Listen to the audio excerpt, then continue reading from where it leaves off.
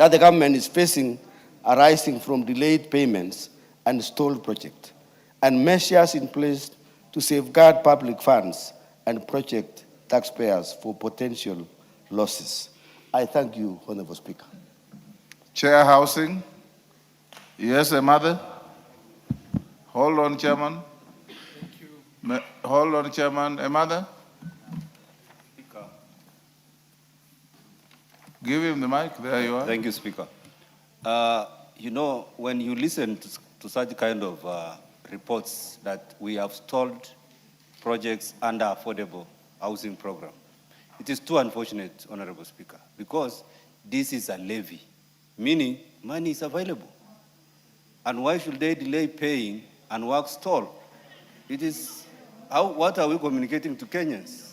When our payslips are reduced, this is a levy, meaning money is available, pay, and let the projects be implemented, Honorable Speaker. Because even in Turkana, the same is happening.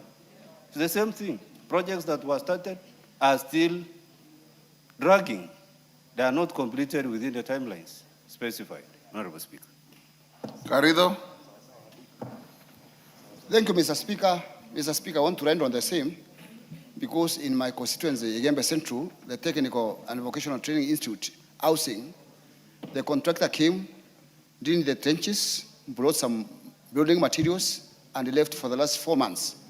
Now, everybody is worried and questioning what is happening. So I would like to bring it to the attention of the committee that this is a very international, important project, because the president, even the president himself, has been moving around on it, and we have the funds.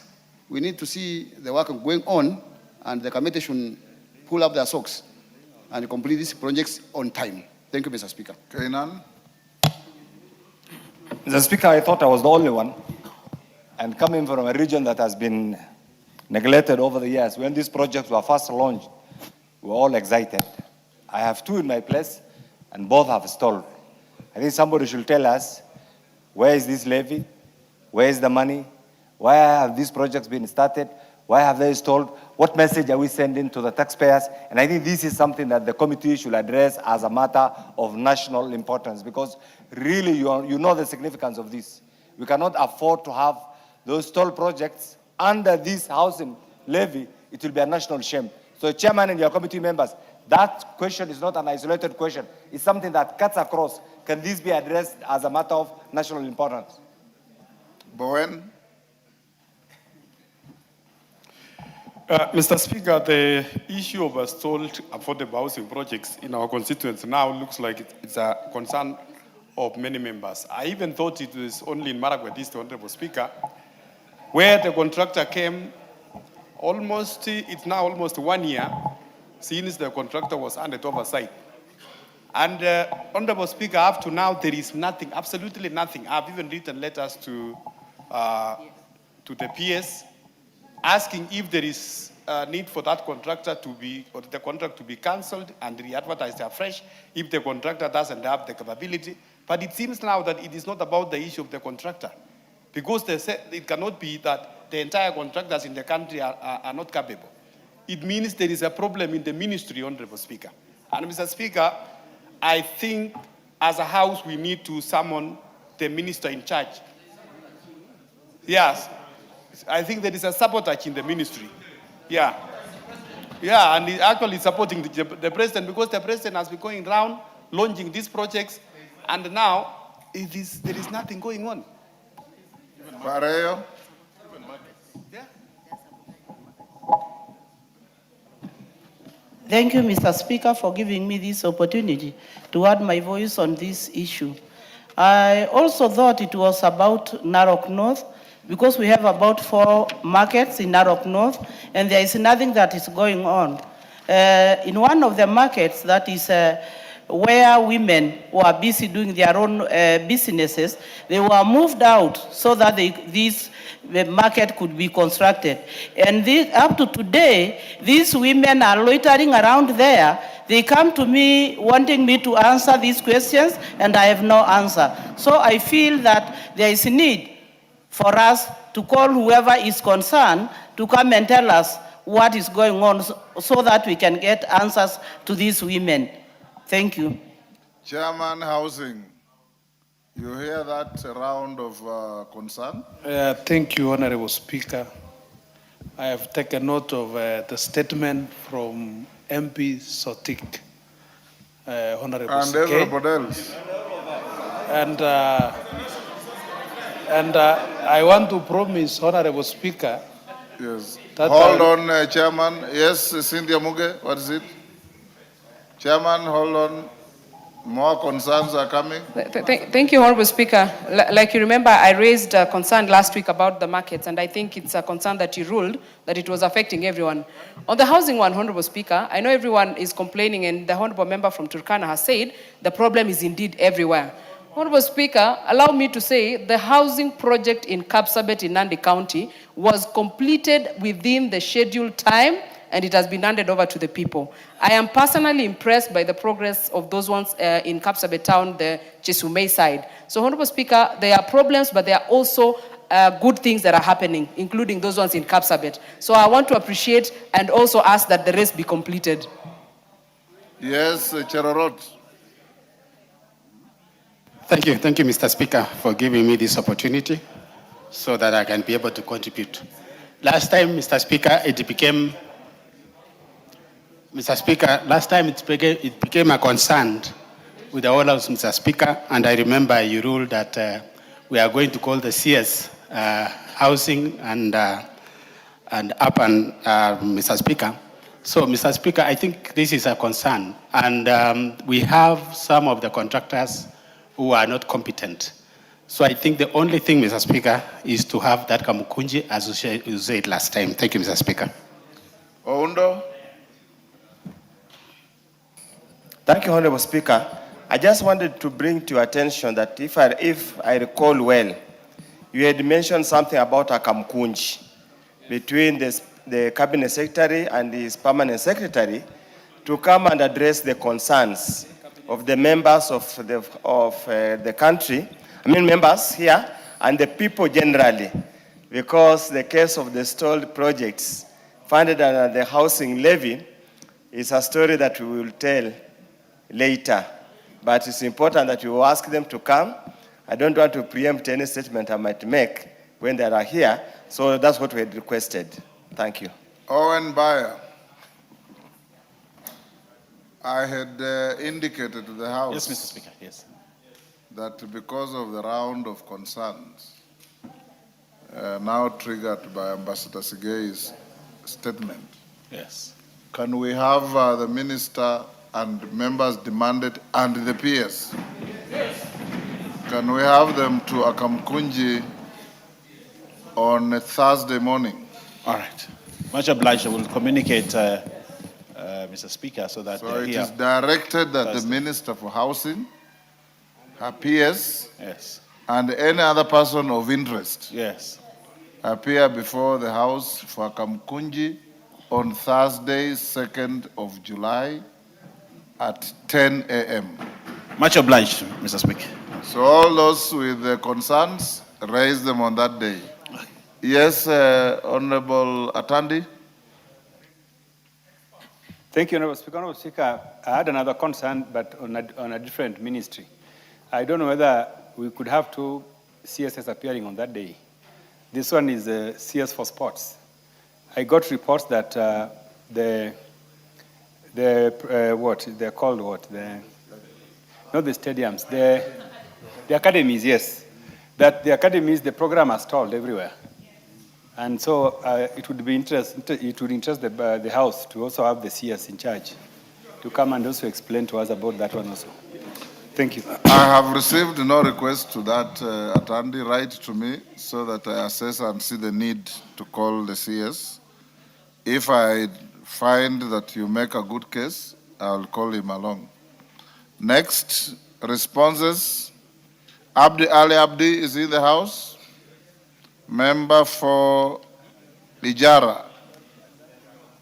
Tongoyo is in the House. Tongoyo, are you ready? The member is in the House. Go ahead. Honorable Speaker, The member has got two set of questions, and I want to start with a light one.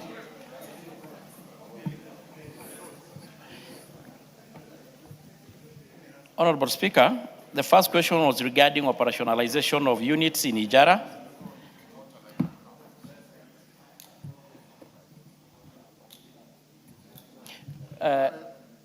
I wanted your indulgence, Speaker. Yes. I've said that he has got two sets of questions, one on administration, operationalization of administrative units, and of course the other one which concerns The the one killing. I have called out is the killing of a chief and a primary school teacher. Okay. So you can respond to that. Yes. When you are done, if the interventions, you deal with them, then we go to the next. But since they concern the same member, yeah. Abdi, can we take both of them together? Yes, yes.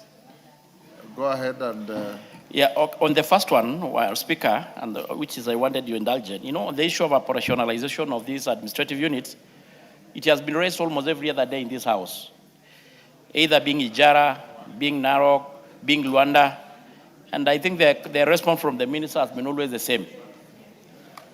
It has been always about budget. It has always largely been about budget. So I just want to say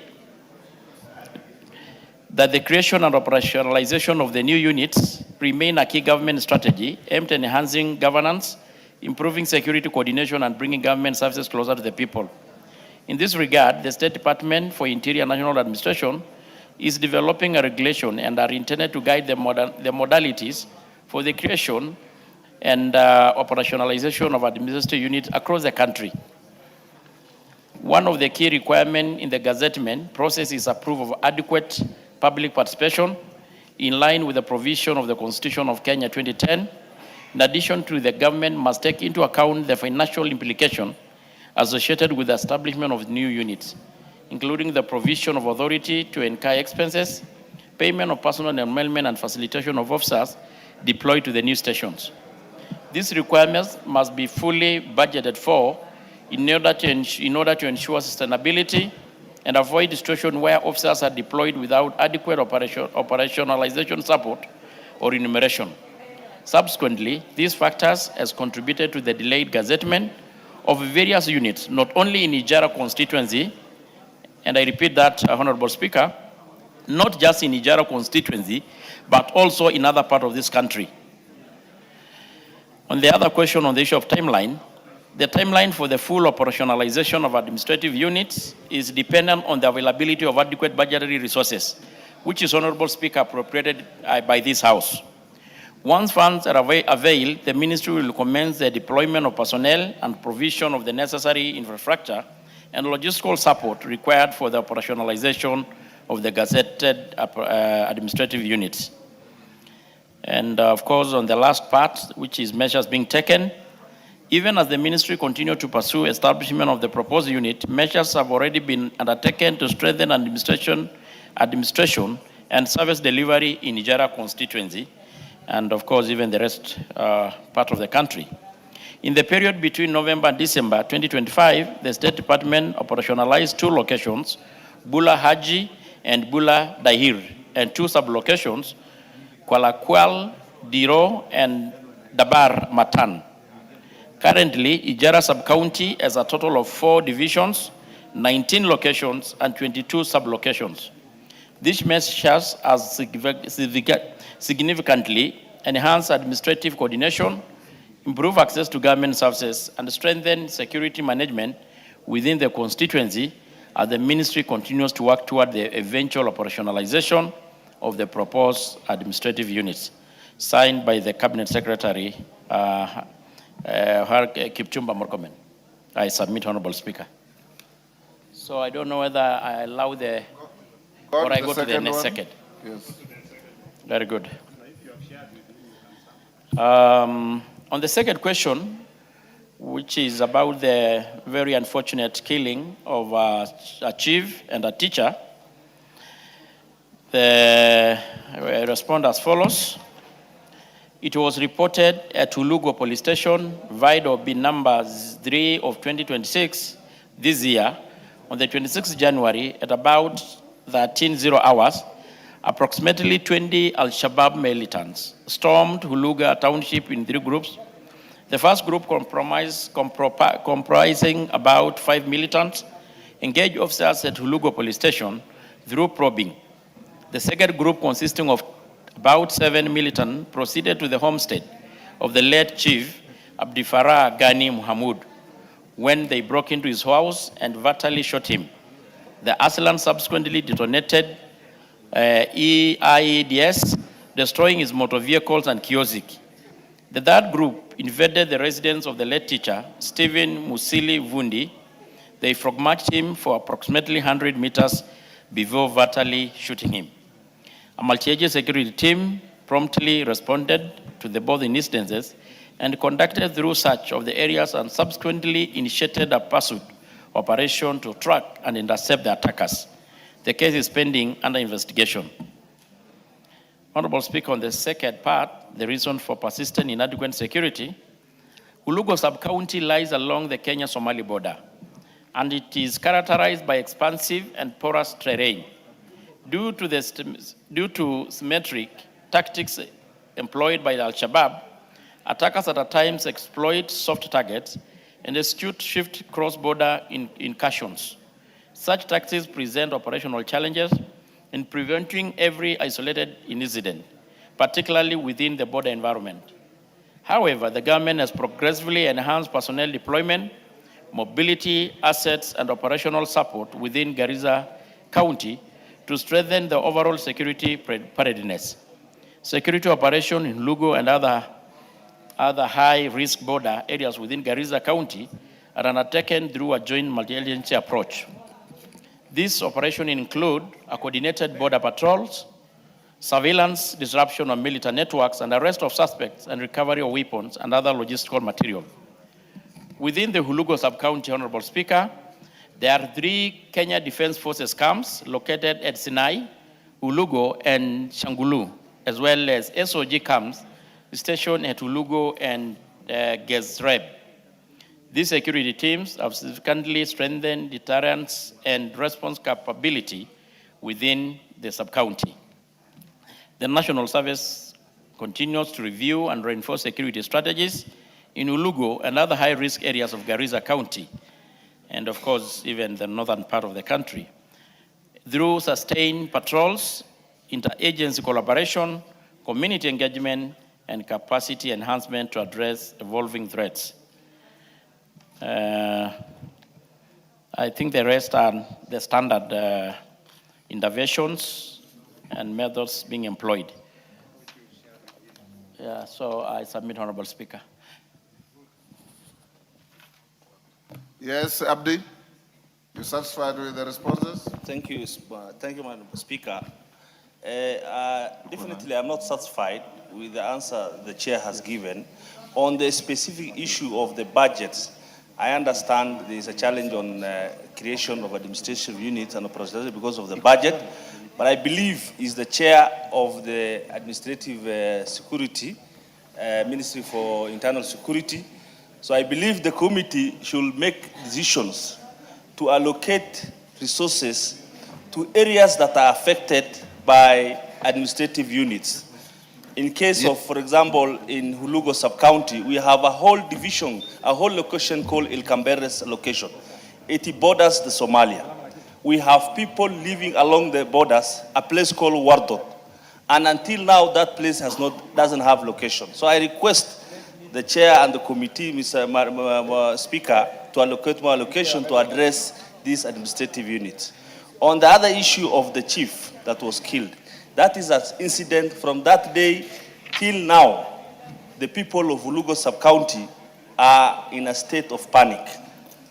And people are a bit worried because of insecurity issues in my sub-county. So I request that issue. You see, say that the chair replied it's illegal, it's already, the matter is still under investigation. I request to be at least addressed it, because right now, the people of Hulugo, the teachers are not there. In Hulugo Secondary School, Hulugo Girls, Hulugo Primary, because of the killing of the teacher. Up to now, for the last 2 terms, I don't have teachers there. So this is not a matter that we just reply that is still under investigation. If we don't have teachers, we have over 40 teachers who have left Hulugo Secondary School, Hulugo Primary, Hulugo Secondary School. Till now, those teachers are not, they can't go back to Hulugo to teach the students until we are now looking for other mechanisms to address. So I am not satisfied with that statement, specifically on the issue of the incident of insecurity in Hulugo sub-county. Thank you. Russell. Thank you very much, Honorable Speaker. Honorable Speaker, we take note of what Honorable Abdi has presented. I think the problem in the north. Are you responding? I'm not responding, but I am actually, we experience the same problem. You are joyriding. Yes, I'm doing both, Honorable Because Speaker. you cannot take over the response from your chairman. I'm not taking the response from the chairman. Okay. The chairman is doing his duty. And as a member from Northern Kenya, I think the 2 questions that Honorable Abdi raises, actually they are interconnected. Because the absence of governance in most of these areas, this is what is giving criminal syndicates like Al-Shabaab and others to take over most of these areas. And it is true that there's the issue of finances. But the important thing is the security must look at these issues, particularly in the north, in a different perspective. Because of the porous borders, the availability of guns and criminal gangs, this makes even teachers from other regions or even civil servants not to be comfortable in working in those areas. As a committee also, I think we also take note, but as people from the north, we think the government should do better. Thank you, Honorable Speaker. Honorable Speaker, I want to just For confirm. how long have the investigations into the killing of the teacher and the chief taken? Honorable Speaker, you know, from the report, these are attacks and killing from Al-Shabaab. Yes. Which make it complex because these guys, in fact, they cross across the border. And I think it's clear, it's a problem that we are continuously been having. And the question actually largely here is that it is a multi-agency. Of course, how also they do their work is a bit on secretive. But we just want to assure the Kenyans and our colleague here that we are going, the ministry and the security agents, we are going to do anything possible to ensure that Kenyans are not going to be subjected into such kind of killing from the Al-Shabaabs. Thank you. And Honorable Speaker, let me say a word. The events of today, seeing that the House is full, our roads are safe, have just demonstrated the capacity and the capability of our officers. Once they're trained, they're well equipped, their morale is motivated, and given what they need, they can equally do a good job, Honorable Speaker.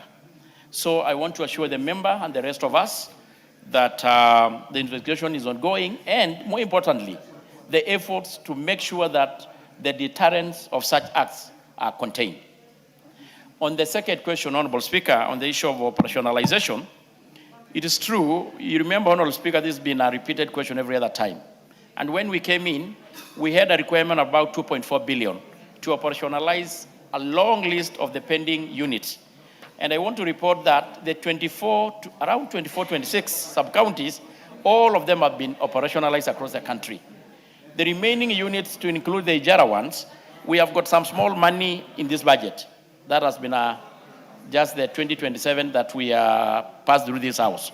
I'm going to follow up that Ijara, among the other rest of the country, are going to be among the beneficiaries of operationalization. Thank you. Is Kazungu Tungule in the House? Yes. You are ready with this, Tongoyo? Which one? The response to Honorable Kazungu Tungule MP Ganze. I don't have that, Honorable Speaker. You don't have? Yes. Kazungu? Eh? Oh, it's not yours. It's defense. Where is Coach? I'm here. Bashir, you are ready? Yes. Go ahead. Go ahead. The honorable member is in the house. Go ahead. Okay. Thank you, Honorable Speaker. Honorable Speaker, this is a response to a request for statement by Honorable Kasungu Tungole, MP, regarding the death and burial of the late Jessica Kashutu Zero in the Kingdom of Saudi Arabia. Honorable Speaker, Honorable Kazungu Tungole, MP, pursuant to Provisional Standing Order 44-2C, requested a statement from the Prime Cabinet Secretary and the Cabinet Secretary for Foreign and Diaspora Affairs regarding the death and burial of the late Jessica Kashutu Zero in the Kingdom of Saudi Arabia. The committee specifically sought clarification of the following. One, the cause of death of late Jessica Kashutu Zero, whether any postmortem examination was conducted in Saudi Arabia, and the details of the postmortem report.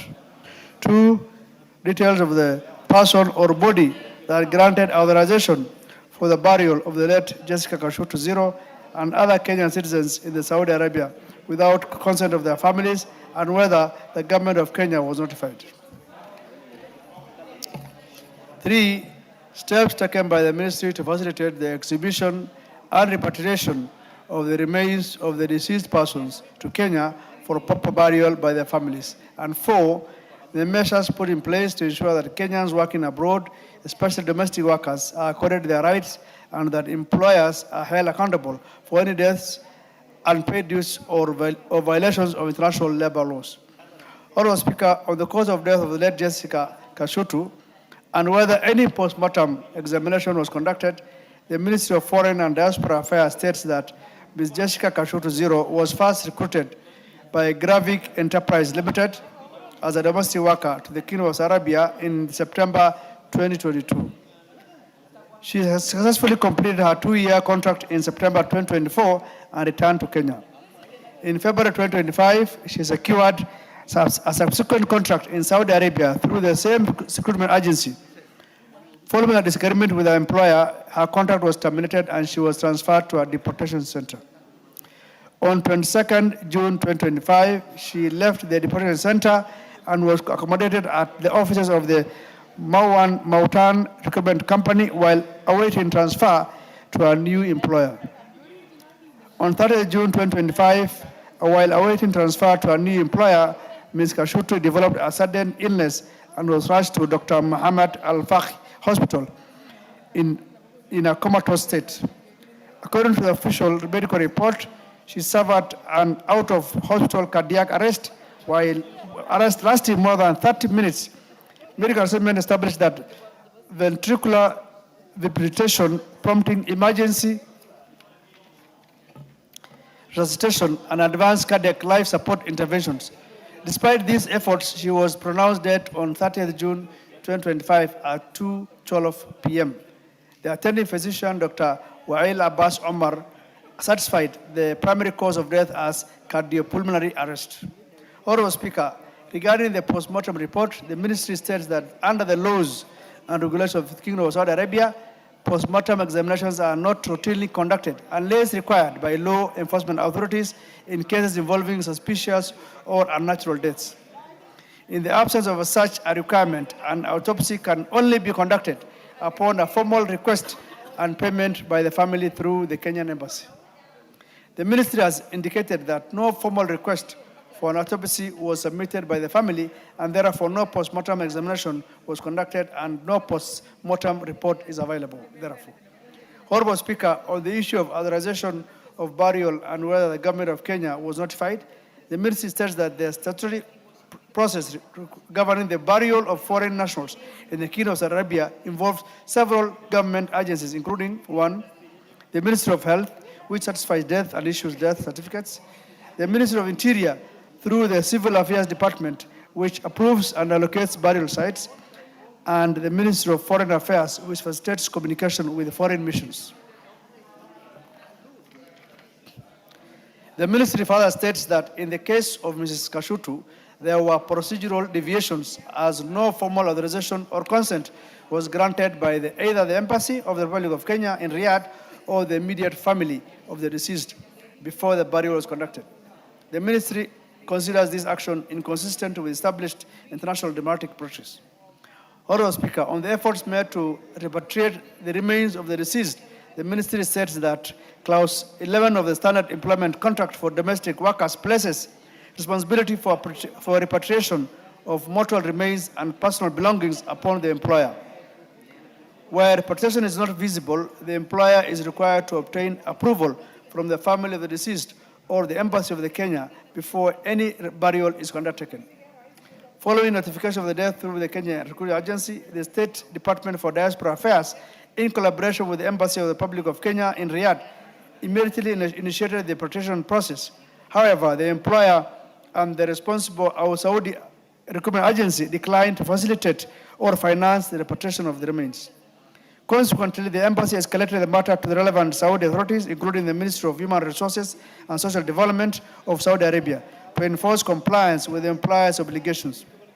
While diplomatic and legal interventions were ongoing, Saudi authorities proceeded with the burial of the remains. Following the burial of Mrs. Kashutu and 7 other Kenyan nationals, the embassy formally engaged the Ministry of Foreign Affairs of Saudi Arabia to explore the possibility of exhumation and repatriation. The State Department for Diaspora Affairs, together with the embassy, continues consultations with the Saudi authorities to facilitate completion of the exhumation process and the subsequent repatriation of the remaining mortal remains to Kenya. On the measures put in place to protect Kenya migrant workers abroad, particularly domestic workers, the ministry states that the government continues to implement various interventions aimed at safeguarding the welfare, rights, and interests of Kenyans living and working abroad. These measures include: 1, establishment of the State Department of Diaspora Affairs to coordinate and champion the welfare and protection of Kenyans abroad; 2, ratification and implementation of international labor conventions aimed at protecting migrant workers; 3, negotiation and review of bilateral labor agreements with the major destination countries to establish minimum labor standards and dispute resolution mechanisms; 4, continuous registration of Kenyans abroad to facilitate accountability and provision of consular services; 6, development and dissemination of country-specific legal and information packages for Kenyans seeking employment abroad; 7, pre-departure orientation and sensitization programs on safe migration, labor rights, and host country laws; 8, enhanced consular support through welfare visits, emergency assistance, and issuance of essential documentations. Implementation of Diaspora Policy 2024 aimed at strengthening protection of diaspora rights and welfare. 9, deployment of labor attaches to countries hosting large numbers of Kenyan migrant workers. 10, establishment of 24-hour diaspora call center, dedicated email channels, and WhatsApp communication platforms for reporting distress cases. 11, authorization of the diaspora integrated information systems to improve reporting, monitoring, and dissemination of information. And 12, continuous welfare checks and monitoring of migrant workers by welfare protection officers to ensure compliance with contractual obligations by employers. Honorable Speaker, the Ministry of Foreign and Diaspora Affairs reiterates its commitment to protecting the welfare, rights, and interests of Kenyans living and working abroad, and will continue to engage relevant stakeholders and foreign governments to ensure that Kenyan citizens receive adequate protection, assistance, and consular support whenever required. I submit and thank you, Honorable Speaker. Yes, Tungule. Kazungu. Thank you, Mr. Speaker, for this opportunity. Much as I appreciate the response by the Prime Cabinet Secretary, but it has not addressed the most fundamental thing. Mr. Speaker, it is almost a year now since Jessica died, and the ministry has remained non-committal on whether it is possible for them to repatriate the body. The ministry has not given us any timelines on when they are going to bring the body. So I don't know whether, Mr. Speaker, that we tell the family that it is not possible, or at least at some point they'll be able to bury their loved one.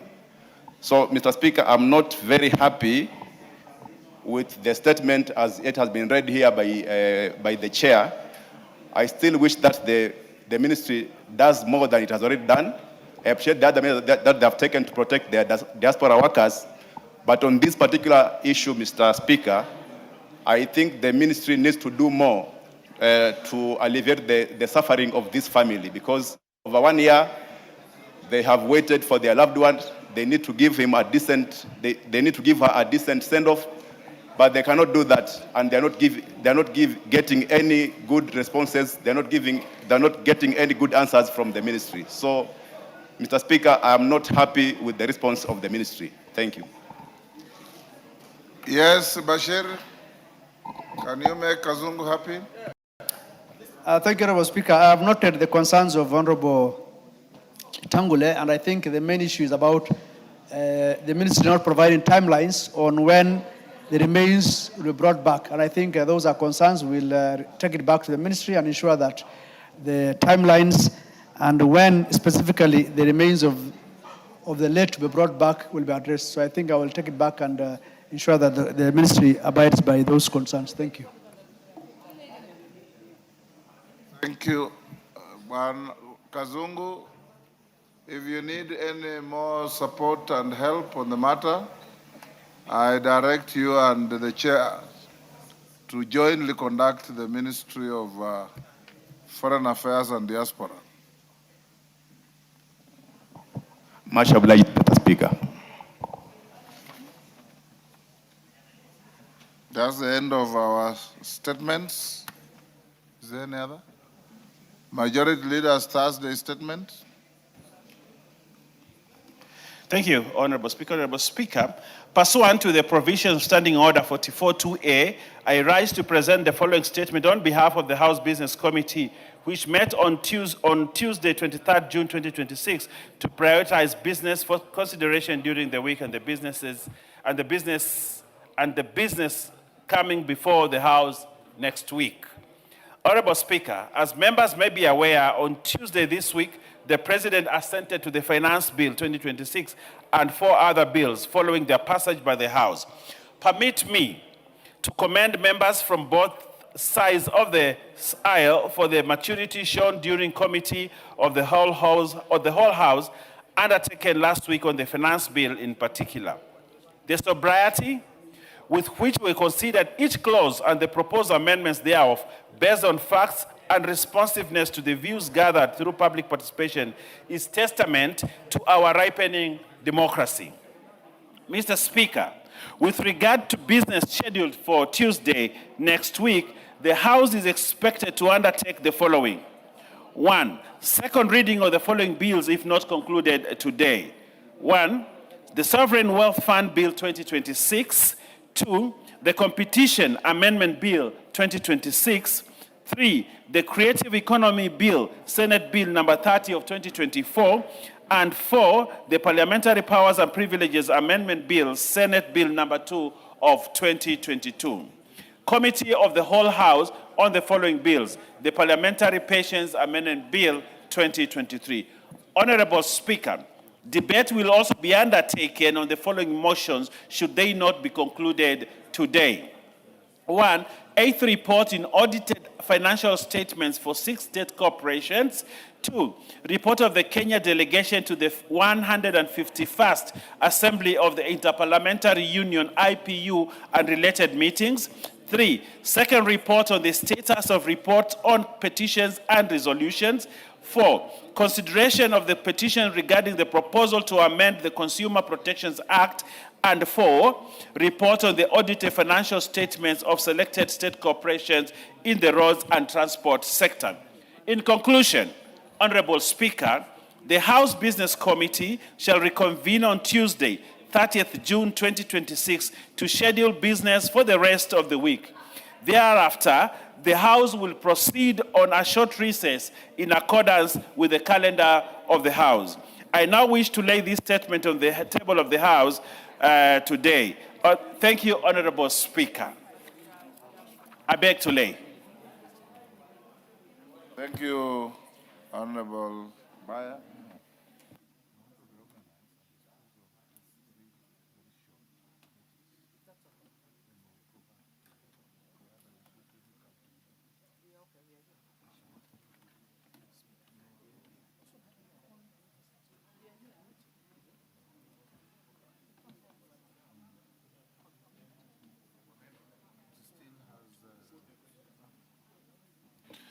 Honorable members, we go to the next order.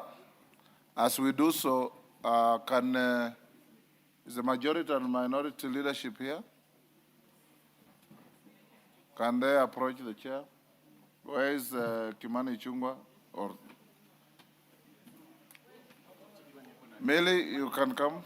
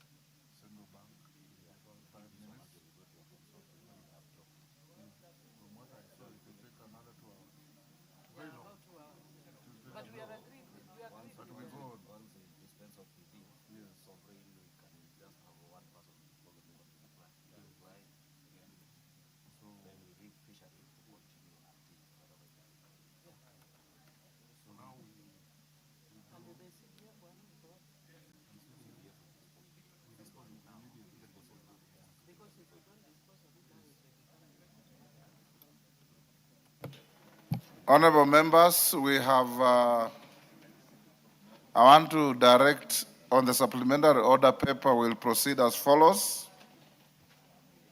We'll stay order number 8 temporarily. I know Honorable Mishi has already approached the chair, wishing to contribute. You'll have your time. We go to order number 9. After order number 9, we go to the committee of the whole. In the committee, at order number 10, we'll dispose of Roman 1 and 2, CARA, which is time-bound. We need to finish up with it. Then CBK. Revenue Authority will be put off to next week. Fisheries will be stayed, but we'll come back to it later after disposing of order number 8 on sovereign wealth. So call out order number 9. Order number 9, special motion, consideration of nominees for appointment as members of the National Government Constituencies Development Fund Board. Sirma. Thank you, Mr. Speaker. Mr. Speaker, taking into consideration the findings of the Committee on the National Government Constituency Development Fund, in its report in the approval hearing of nominees for appointment as members of National Government Constituency Development Fund Board, laid on the table of the House on Wednesday, 17th of June, 2026, and pursuant to the provisions of Section 15 of the National Government Constituency Development Fund Act, 4A and Section 3 and 8 of Public Appointments Parliamentary Approval Act, Cap 7F, this House approves the appointment of the following persons as members of the National Government Constituency Development Fund. That is 1, Komora Yvonne Susu, 2, Mayanga Yvonne Boyani, 3, Mutua Fidelis Kieti, and 4, Maurice Putita Kaga. Mr. Speaker, these members appeared before our committee, and they had been forwarded from your office after the deliberations in the Public Service Commission. Mr. Speaker, I put before this House the 4 members for consideration. I beg to move. And ask Seconder Muragara. Gitonga Murugara. Thank you very much, Honorable Speaker. Honorable Speaker, as I rise to second this, I wish to say that, number 1, Honorable Srima and his committee continues to do a good job. and that in spite of the fact that CDF has nothing to do with the members of parliament, it is the lifeline of development, especially in the rural areas. Therefore, this House must make a very candid decision when it's required to do so under the Public Approvals Act. And this is one instance where we have to look at it. So, Honorable Speaker, with those remarks, I beg to second. Order. Members on their feet, take your seats. Members on their feet. Bashir, take your seat.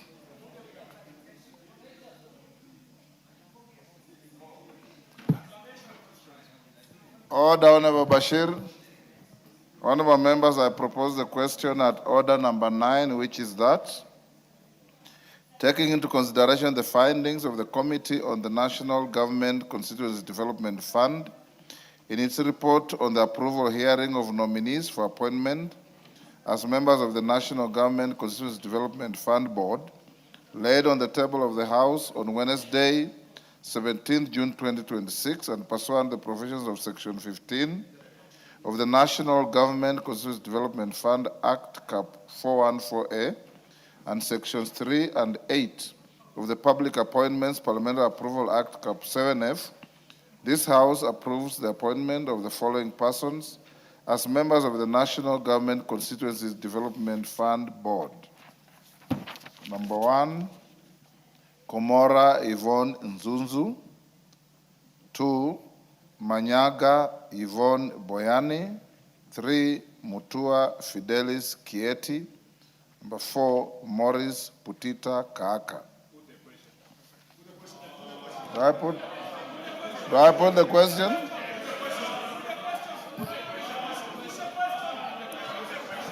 I put the question? Yes. Ngogoye, what is it? Mr. Speaker, this is a very important board. Mr. Speaker, I would want to contribute on it. Mr. Speaker, sir, I want to be on record that I support the approval of this board as it has been proposed by the committee. Mr. Speaker, sir, the elements of approval are 1, the national government Cap 414. And Mr. Speaker, all the 4 members have met the requirement of the national government NGCDF Cap 414. Number 2, the Public Parliamentary Approval Act. All the 4 members have met the requirement. Mr. Speaker, in Kajiado County, we have Morris Putita Kaaka. Mr. Speaker, when I served as an MCA, this was the chief officer in the first county government. Mr. Speaker, sir, this member has met all the requirements of Chapter 6 of the Constitution. Mr. Speaker, there is a lady from Garsen. Mr. Speaker, one lady who is a graduate that has never had the opportunity to work in any other institution, Mr. Speaker, and has gotten the chance to serve in this NGCDF board. We have a lady from Nyamira.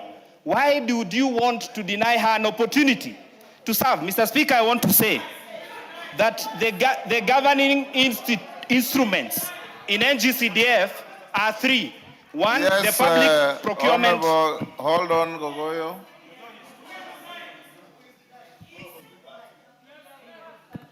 Honorable Speaker, I rise on a point of order on anticipation of debate. And I know Honorable Ngogoyo is rightly in his place to debate. But what Honorable Ngogoyo is saying is actually anticipating a decision of the House. And in second reading, you should be debating, not anticipating debate, because I don't know who he's talking to.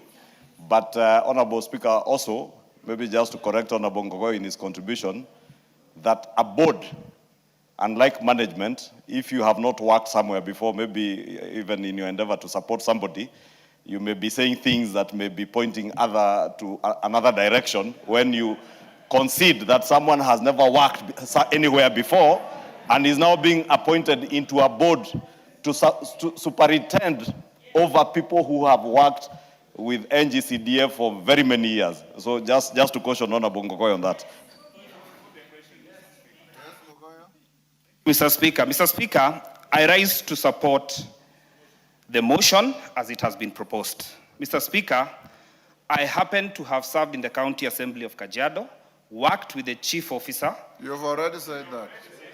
Yes, and Mr. Speaker, just allow me to finish. I Go will on, not go on. offend you in any way. And Mr. Speaker, as one that believes in fairness and giving opportunity to everyone, I want to ask this House, let us approve these members. And specifically, because for the first time we also have somebody from Kajiado, I would ask you to support this member. And let me say, the Honorable Ichongwa, you cannot teach me on how to do things. You do your things the way you want. Don't bring that thing of yours here. Mr. Speaker, with those very many remarks, I support the appointment of this board, and I want to see members that want to bring down an individual who has been supporting this government. Thank you very much, Mr. Speaker. Yes, KJ?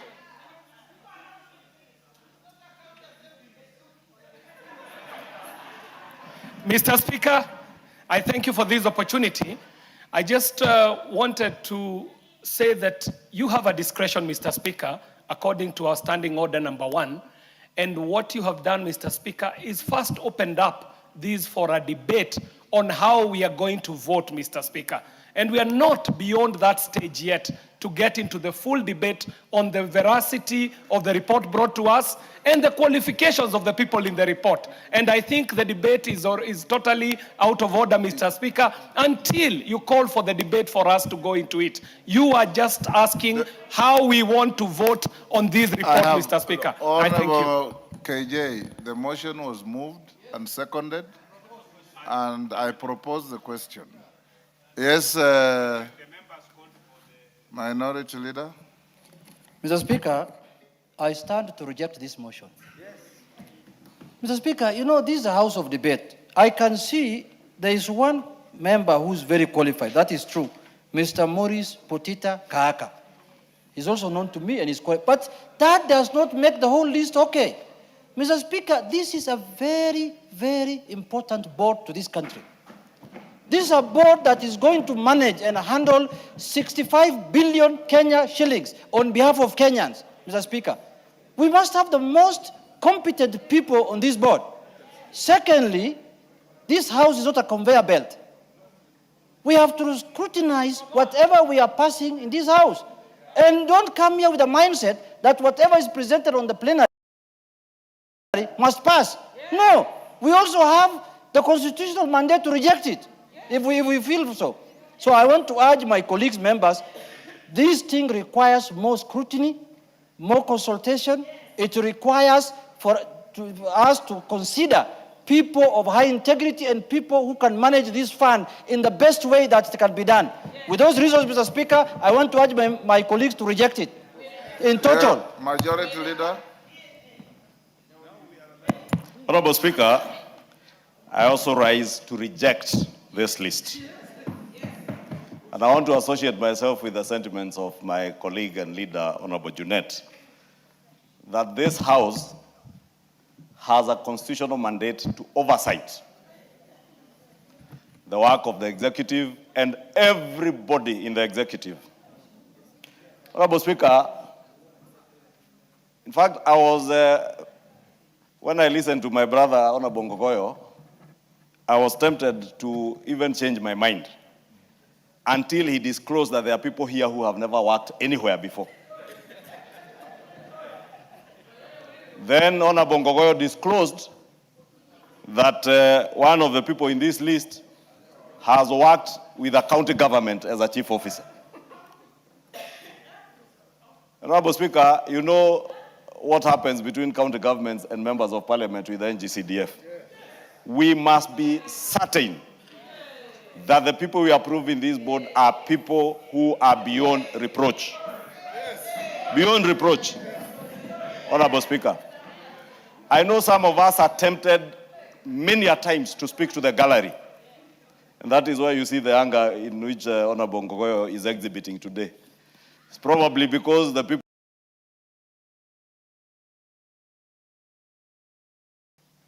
the day before yesterday told their thuggish supporters not to appear in the streets, and that is why we have had very peaceful processions. And I join many Kenyans in remembering those who lost life and those who lost property 2 years ago and last year. And let me also use this platform, Honorable Speaker, to say, as much as it annoys the member for Kajiado North, when the people he follows in Wamunyoro, the day before yesterday, asked their supporters, what he called his supporters, it is now clear who the owner of the violence that was visited on people's properties is. It is now clear. Yes, Honorable Ngogoyo, what is it? Speaker, arise understanding order 106 on relevance. Mr. Speaker, what does the issue of NGCDF have to do with Wamunyoro? And what is Wamunyoro? What is it that you're talking? What is that? How is that relevant to NGCDF's board? Mr. Speaker, I ask for your indulgence, Mr. Speaker, so that this member remains relevant to the debate that we have. The member for Kikuyu, Mheshimiwa Anthony.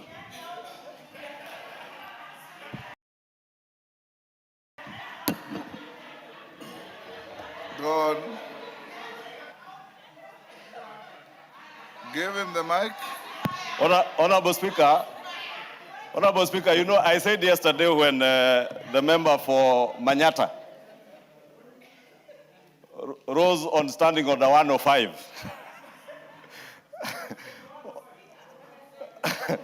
And I see at least the member for Kajiado North has read one standing order. But I am obligated as his leader to continue educating him even on issues of relevance. This is how this debate is relevant to NGCDF. The police posts that were burnt last year in Dagoretti, my NGCDF office that was burnt the year before, the Dagoretti South NGCF office that was burnt the year before by the thuggish arsonists mobilized by those people who are calling off the same thuggish characters from the streets the day before yesterday. I was saying it is now clear to Kenyans who the owner of these thuggish arsonists are. Honorable Speaker, the leader of minority may inform me. Mr. Speaker, I wanted to inform my leader, the majority leader, that what he's saying about the offices that were burnt in Kikuyu, in Dagoretti South, the CDF offices, the police station, I am told that burning was instigated by a group called Wamunyoro. I wanted to inform him that.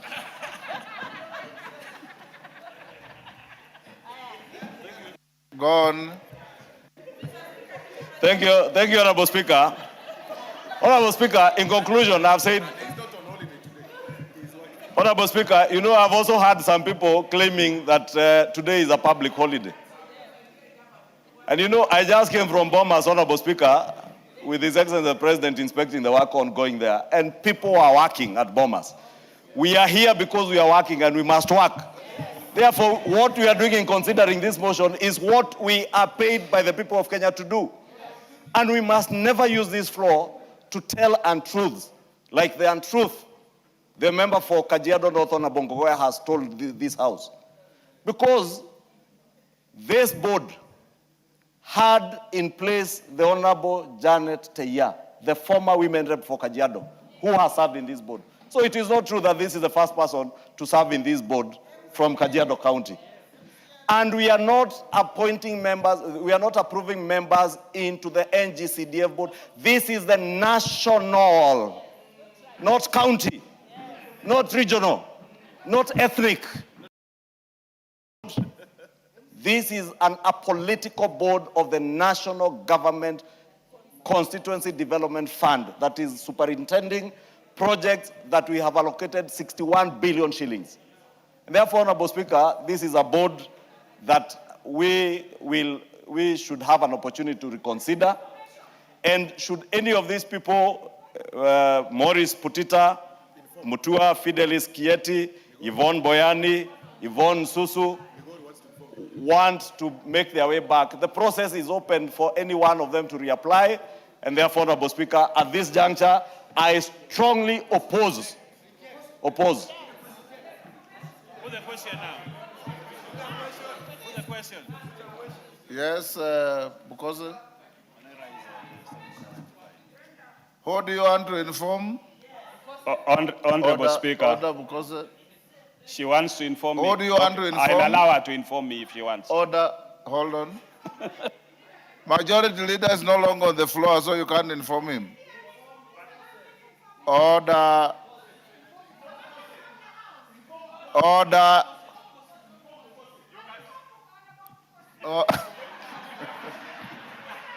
Order, Honorable Fatuma. Honorable Fatuma, you can't be on a misadventure to inform everybody.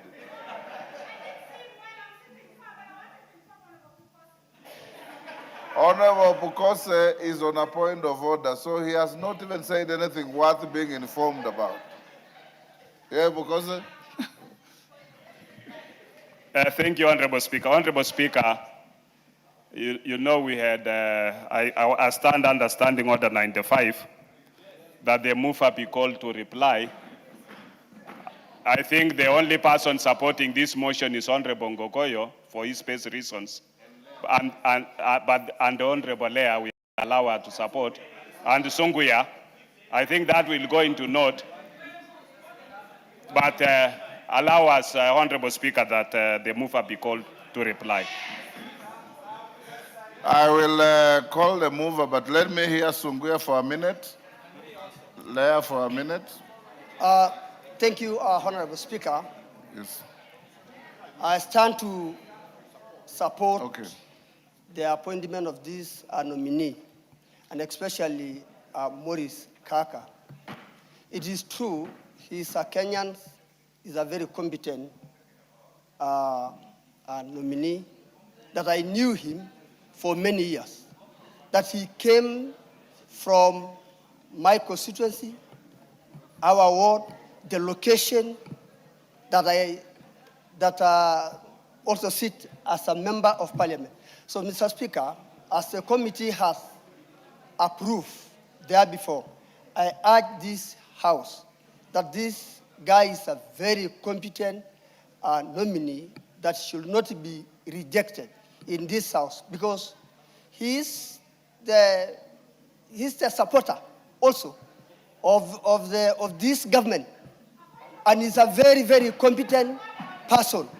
So in any case, all of us, at the end of Honorable Fatima, what is out of order? Event, we are all voters. Hold on, Honorable Speaker. For that, Sunguya, hold your horses. Honorable Speaker, this is what has been itching me. Honorable Speaker, that honorable member there had just mentioned that that person is a supporter of this government. My honorable member here again repeats the same thing. This House does not reward those who support the government or does not support the government. We will pass it on merit, not who you support. So I think that should be clear. Because even in Migori, there are men and women who can be given that position. After all, 101%. We support honorable President, we support the president, but we have not been rewarded. It means this House does not reward. So if that is the reason why you want us to pass, in advance I may say I reject it. Sunguya. Thank you, Honorable Speaker. Make your point. Although, so myself, I'm just argued the House to support, to approve this nominee because he's competent and he has all right and to be heard and approved. Mr. Speaker, it should not be rejected as a House. I argue the House to approve this nominee. Thank you. Kainan. Thank you, Mr. Speaker. Mr. Speaker, I wanted to say two things, and you are a living testimony of this. This House has fought for two things. From 1963 to 1989, Parliament was under state capture, and you know it. We did two things.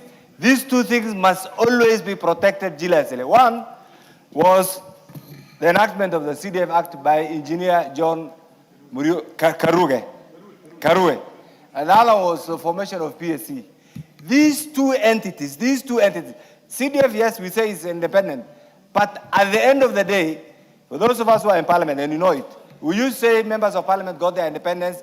Immediately CDF Act was enacted. You know what I'm talking about. If you wanted the slightest thing in your constituency, you had to go and kneel. And therefore, those who are appointed to this, those who have been appointed to this must be people who will understand the history, the function, and the geography of CDF. We cannot chance. And therefore, I stand here as one of the fathers of this house to totally reject this list and allow us to send it back to those who have ordered. Mr. Speaker, you can see when the chairman was moving, the Honorable Sirma here is a very astute member of parliament. He was shy of action. He wasn't even sure whether to move the report or not. My friend here, the chairman of JLAC, he wasn't sure what to say. He was asked to second, and I could see he was mimicking. He wanted to say he opposes, but because of the procedures here, he had just to say he second. Therefore, this report must be rejected, and let's send it back to square one, so that we have people who can meet, who understand the tenets and the function of CDF. Thank you, Mr. Speaker. I oppose this. 2 minutes, Leah. Thank you, Mr. Speaker. I rise to support the report of the committee on the nomination of members to the NGCDF board. Mr. Speaker, the reason I support this report is because by the time the report goes to a committee stage and committee looks at it, and this is a procedural house, I believe all the relevant prerequisites have been taken into consideration.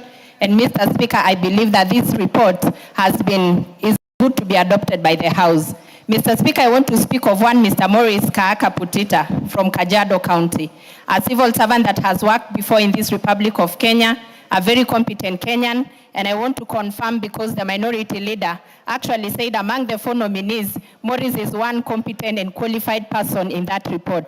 Mr. Speaker, it is unfortunate that today if this report fails, Morris will be a victim of circumstances of other people who are unqualified put in the same category with him. Mr. Speaker, I urge this House that in the recent future, I don't know whether it's possible to have to debate these reports person by person, so that we can approve those people who qualify and those who do not qualify, Mr. Speaker, because I also respect this House and I respect the rule of law, so that next time we debate a person by person, so that qualified, Mr. Speaker, do not become victims of circumstances of other unqualified people put together in a report, Mr. Speaker. Mr. Speaker, I also want to say that next time I know he will also go back and do the same application, and I hope that if his name comes again to this House will pass this name. Thank you, Mr. Speaker.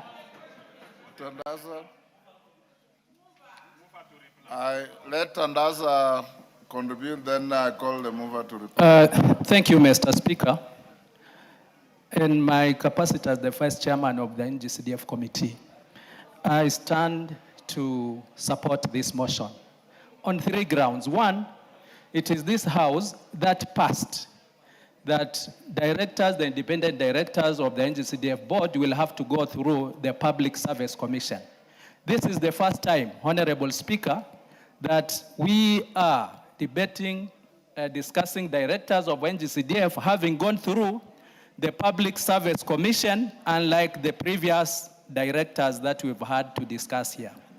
2, when we were looking at the qualifications of those 4 directors, they were in line with what we passed here in terms of what the act, that they need to be people with academic knowledge in law, accounting, and all that, and those are the qualifications that they have. Lastly, Honorable Speaker, for the history of NGCDF, even CDF before it became NGCDF, we've never had a director from Coast. I'm not talking about a tribe here.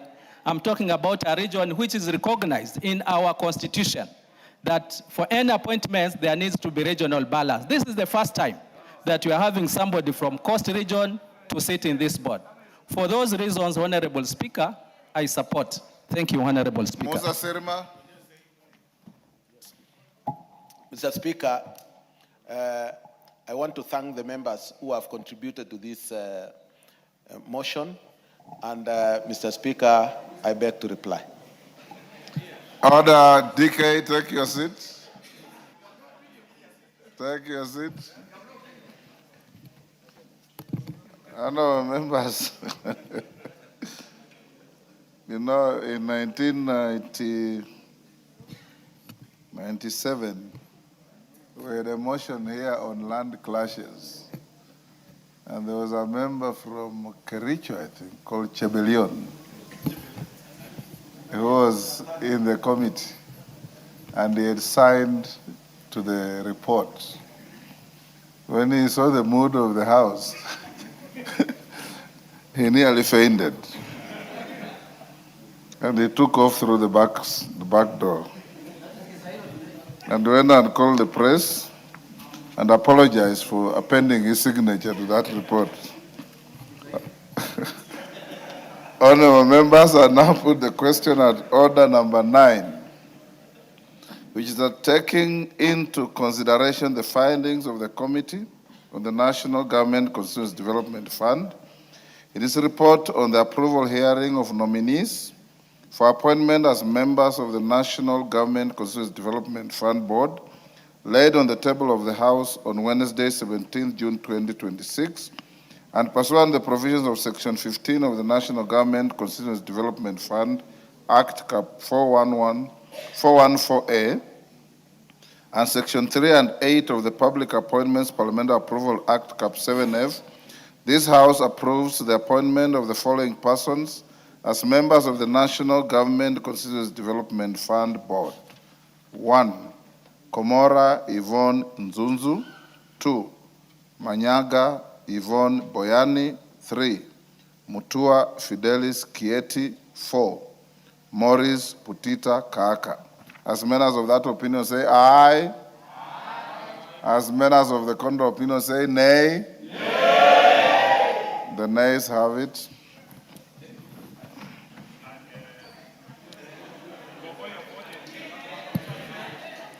Next, order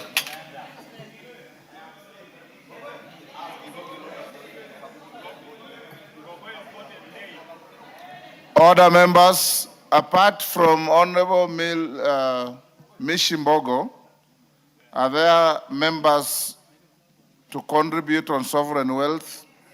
We still have many. Then let's go to committee. Yes.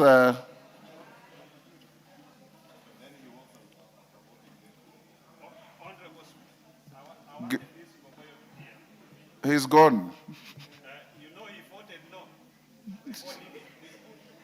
It is his right. Honorable members, clerk call out order number 10. We call the committee of the whole.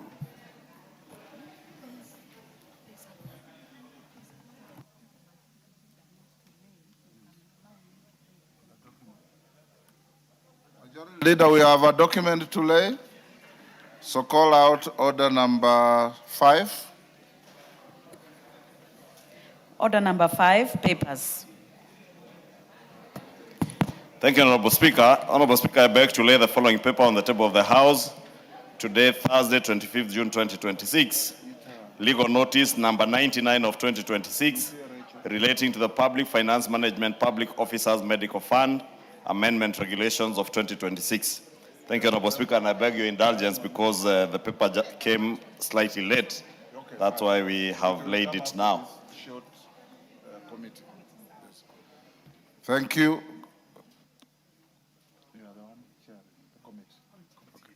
Honorable members, can you call out order number 10? Order number 10, Committee of the Whole House. Members, will you be upstanding? And in the Committee of the Whole, you are doing Roman 1 and 2 only. Roman 4, fisheries, will come after order number 8.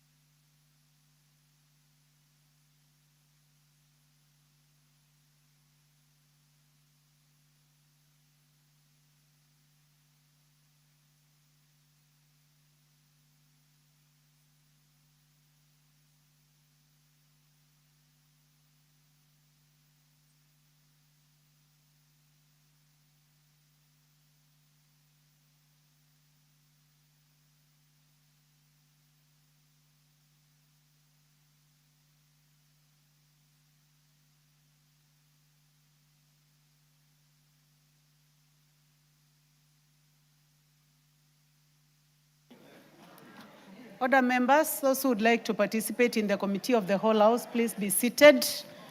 We are going to start with the county allocation of revenue bill, Senate Bill number 10 of 2026.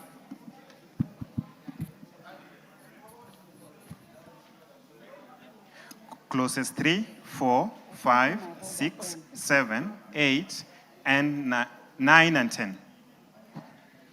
I propose the question that clauses 3, 4, 5, 6, 7, 8, 9, and 10 be part of the bill. There be no amendment. I put the question that clauses 3, 4, 5, 6, 7, 8, 9, and 10 be part of the bill. Will as many as have that opinion say aye? Will as many as have a contrary opinion say nay? The ayes have it. First schedule. I propose the question that the first schedule be the first schedule of the bill.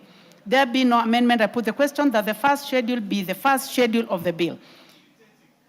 As many as have that opinion say aye. As many as have a contrary opinion say nay. The ayes have it. Second schedule.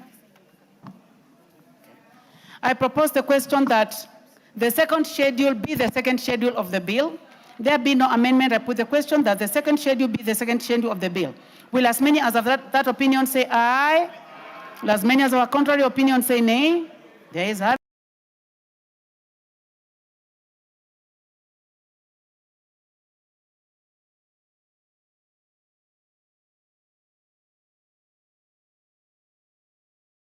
The ayes have it. Title. I propose the question that the title be the title of the bill. There be no amendment. I put the question that the title be the title of the bill. Will as many as have that opinion say aye? Will as many as have a contrary opinion say nay? The ayes have it. Clause 1. I propose the question that clause 1 be part of the bill. There be no amendment. I put the question that clause 1 be part of the bill. Will as many as have that opinion say aye? Will as many as have a contrary opinion say nay? The ayes have it.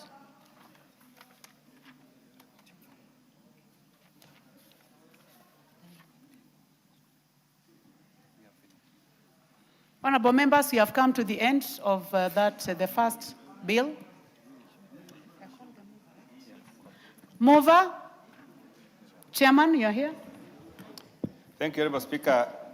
Honorable Chairperson, I beg to move that the committee do report to the House its consideration of the county allocation of revenue bill, Senate Bill number 10 of 2026, and disapproval thereof without amendments. Thank you, Chairman. I now put the question, which is that the committee do report to the House its consideration of the county allocation of revenue bill, Senate Bill number 10 of 2026, and its approval without amendments. Will as many as have that opinion say aye? Aye. Will as many as have a contrary opinion say nay? The ayes have it. Thank you, honorable members. Now let us proceed to the Central Bank of Kenya Amendment Bill, National Assembly Bill number 27 of 2026. Clause 2. I propose the question that clause 2 be part of the bill. We have an amendment. Chair Finance. Honorable Chair, I beg to move that clause 2 be amended as per the order paper. There's a very small amendment. It's just changing the word promote to foster. Honorable members, I put the question that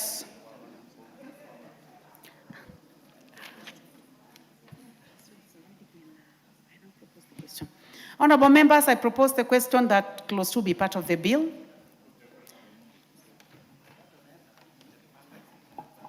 Honorable members, I now propose the question that clause 2 be amended as proposed by the Chair Finance. Do I go ahead and put the question? Please. I now put the question that clause 2 be amended as proposed by the Chair. Will as many as have that opinion say aye? Aye. Will as many as have a contrary opinion say nay? The ayes have it. I now put the question that clause 2 as amended be part of the bill. Will as many as have that opinion say aye? Aye. Will as many as have a contrary opinion say nay? The ayes have it. Clauses 3 and 4. I propose the question that clauses 3 and 4 be part of the bill. There be no amendments. I put the question that clauses 3 and 4 be part of the bill. As many as have that opinion say aye. Aye. As many as have a contrary opinion say nay. The ayes have it. Clause 5. I propose the question that clause 5 be part of the bill. Chair? Thank you, Honorable Chair. Honorable Chair, I beg to move that clause 5 be amended as per the order paper. This proposed amendment is seeking to align the provisions with the policy intention that CBK itself will not do any refining but may get into arrangements with licensed refiners to refine the gold that may be purchased. This will boost the local mining sector and is aligned with practice in Tanzania, Ghana, DRC, and South Africa. Honorable Chairperson, this is giving now CBK powers to get into agreement with refineries for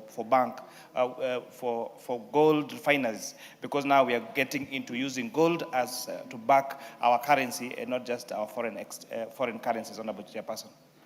Thank you. I propose the question that clause 5 be amended as proposed by the Chair Finance. I put the question. I now put the question that clause 5 be amended as proposed by the Chair. Will as many as of that opinion say aye? Will as many as our contrary opinion say nay? The ayes have it. I now put the question that clause 5 as amended be part of the bill. Will as many as of that opinion say aye? Will as many as of a contrary opinion say nay? The ayes have it. Clause 6. I propose the question that clause 6 be part of the bill. Chair.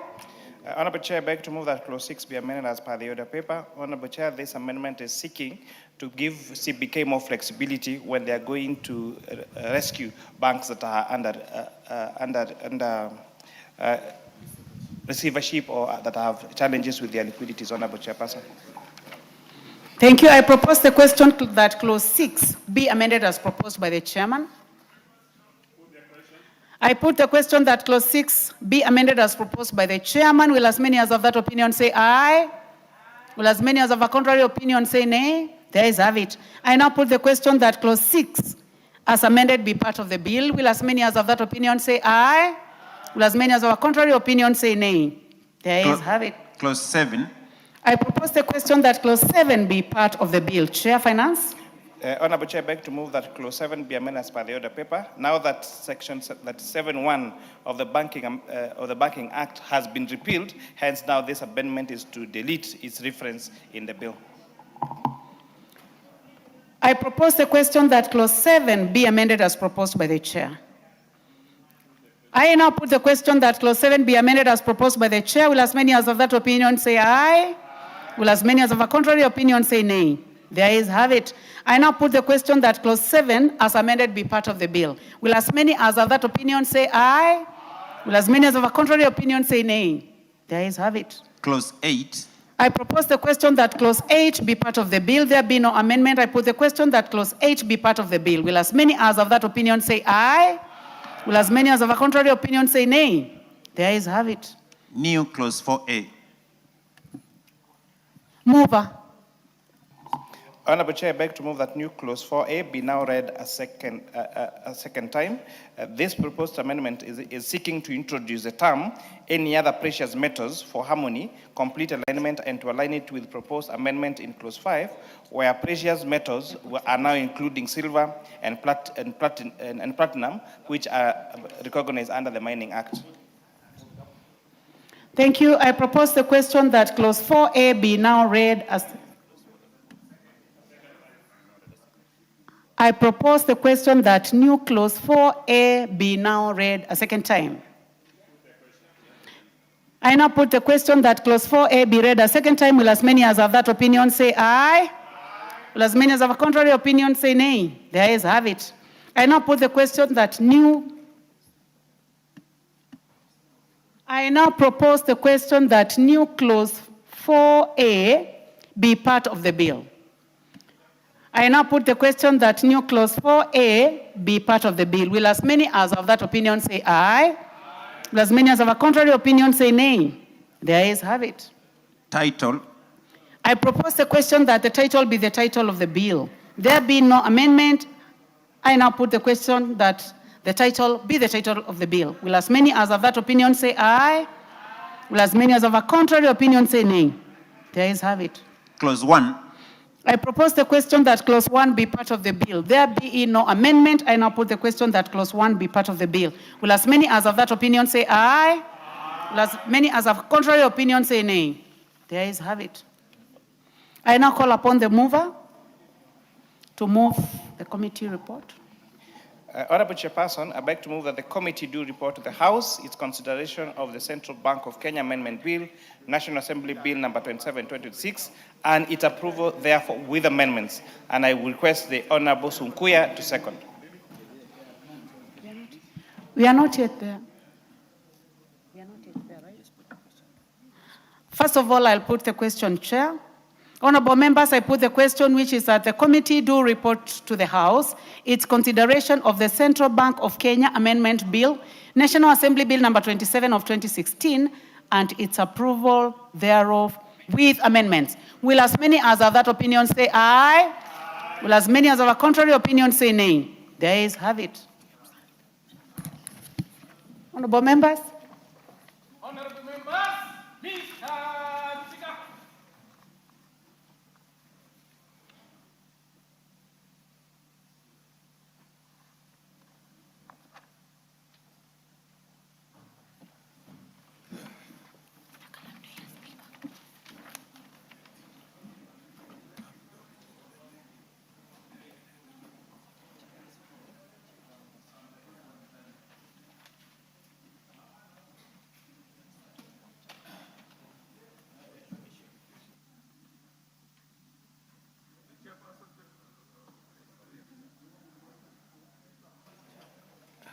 Chairperson to report to the House. Chairperson, for the county allocation. The county allocation of revenue bill, Senate Bill number 10 of 2026. Honorable members. Thank you, Chair. Honorable Speaker, I beg to report that the Committee of the Whole House has considered the county allocation of revenue bill, Senate Bill number 10 of 2026, and its approval thereof without amendments. The mover. Minister. Honorable Speaker, I beg to... the Chairman of the Budget Committee. Honorable Speaker, I beg to move that the House do agree with the committee in the said report. I also request the Honorable Dr. Pukose to second the motion for agreement with the report of the Committee of the Whole House. Proceed, Honorable Pukose.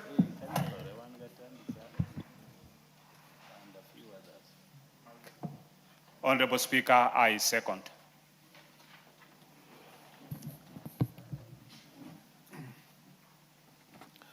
Honorable members, I propose the question that the House do agree with the committee in the said report. Put the question.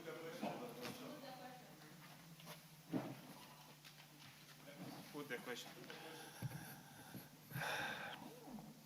Honorable members, I therefore put the question, which is that the county allocation of revenue bill, Senate Bill number 10 of 2026, now be read a third time. Will as many have to appear and say aye? Aye. Will as many contrary opinion say nay? The ayes have it.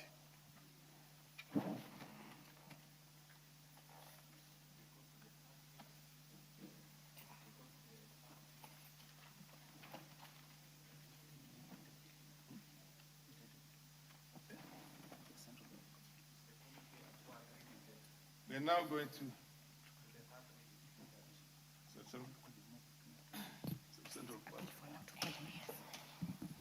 I now call upon the mover.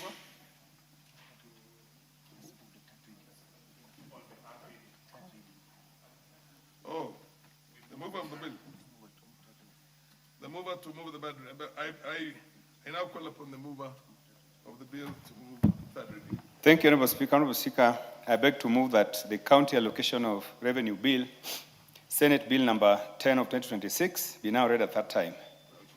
Honorable Speaker, before I request my Vice Chair to second, I saw something today, Honorable Speaker, during the public protest today.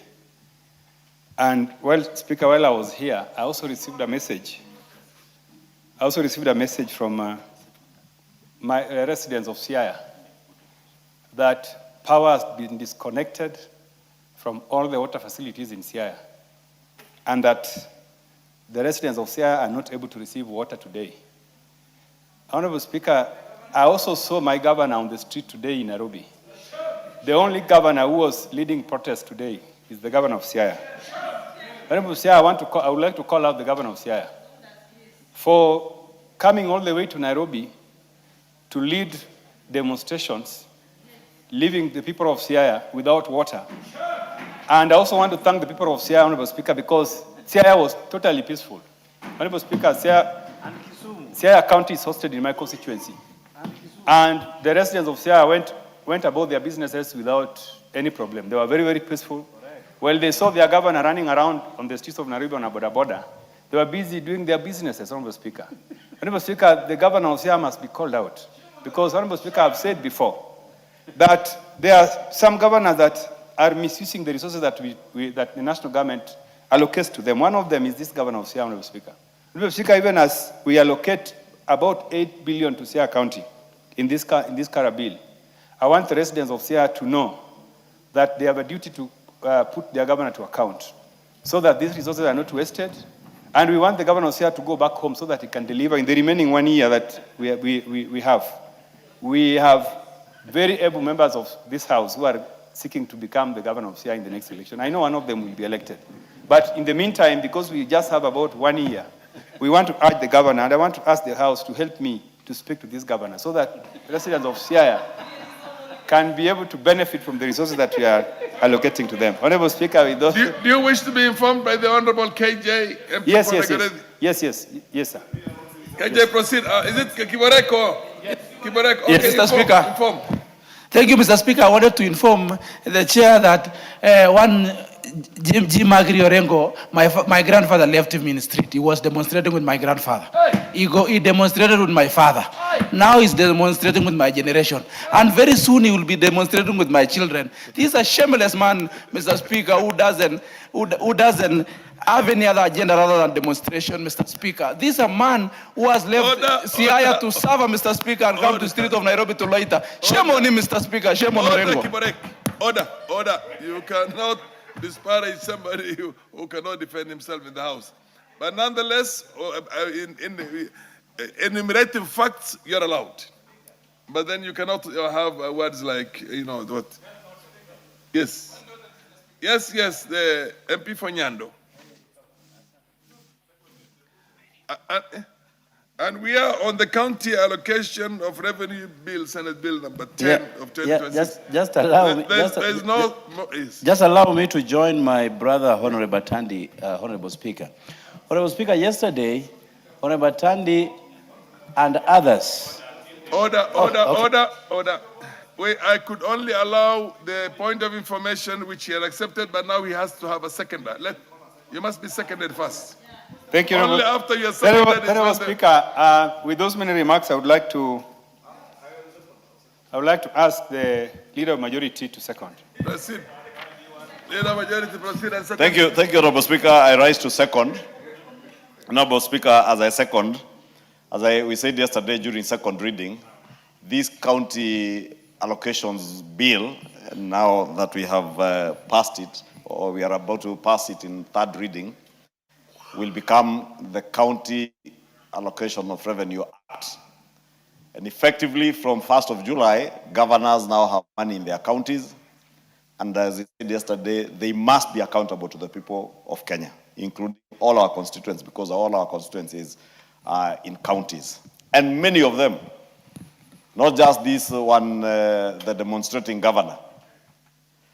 Many governors are not being accountable with the monies that they are receiving, and we said not just under the shareable revenue, under CARA, but even that comes under the additional county allocations bill, which we already did, and also the conditional allocations, including the UHC money that we have given to governors to be able to take care of UHC healthcare workers, hoping 8.6 billion. Many of them, Honorable Speaker, are recruiting people they call as casuals. And many of them are goons. That is why you see the governor for Siaya rampaging in the city with goons. And, Honorable Speaker, I just said, today is not a public holiday. I saw a former vice president of this country celebrating that there is a public holiday today in the country. And you dare tell the people of Kenya you want to be a president. If you have nothing to do,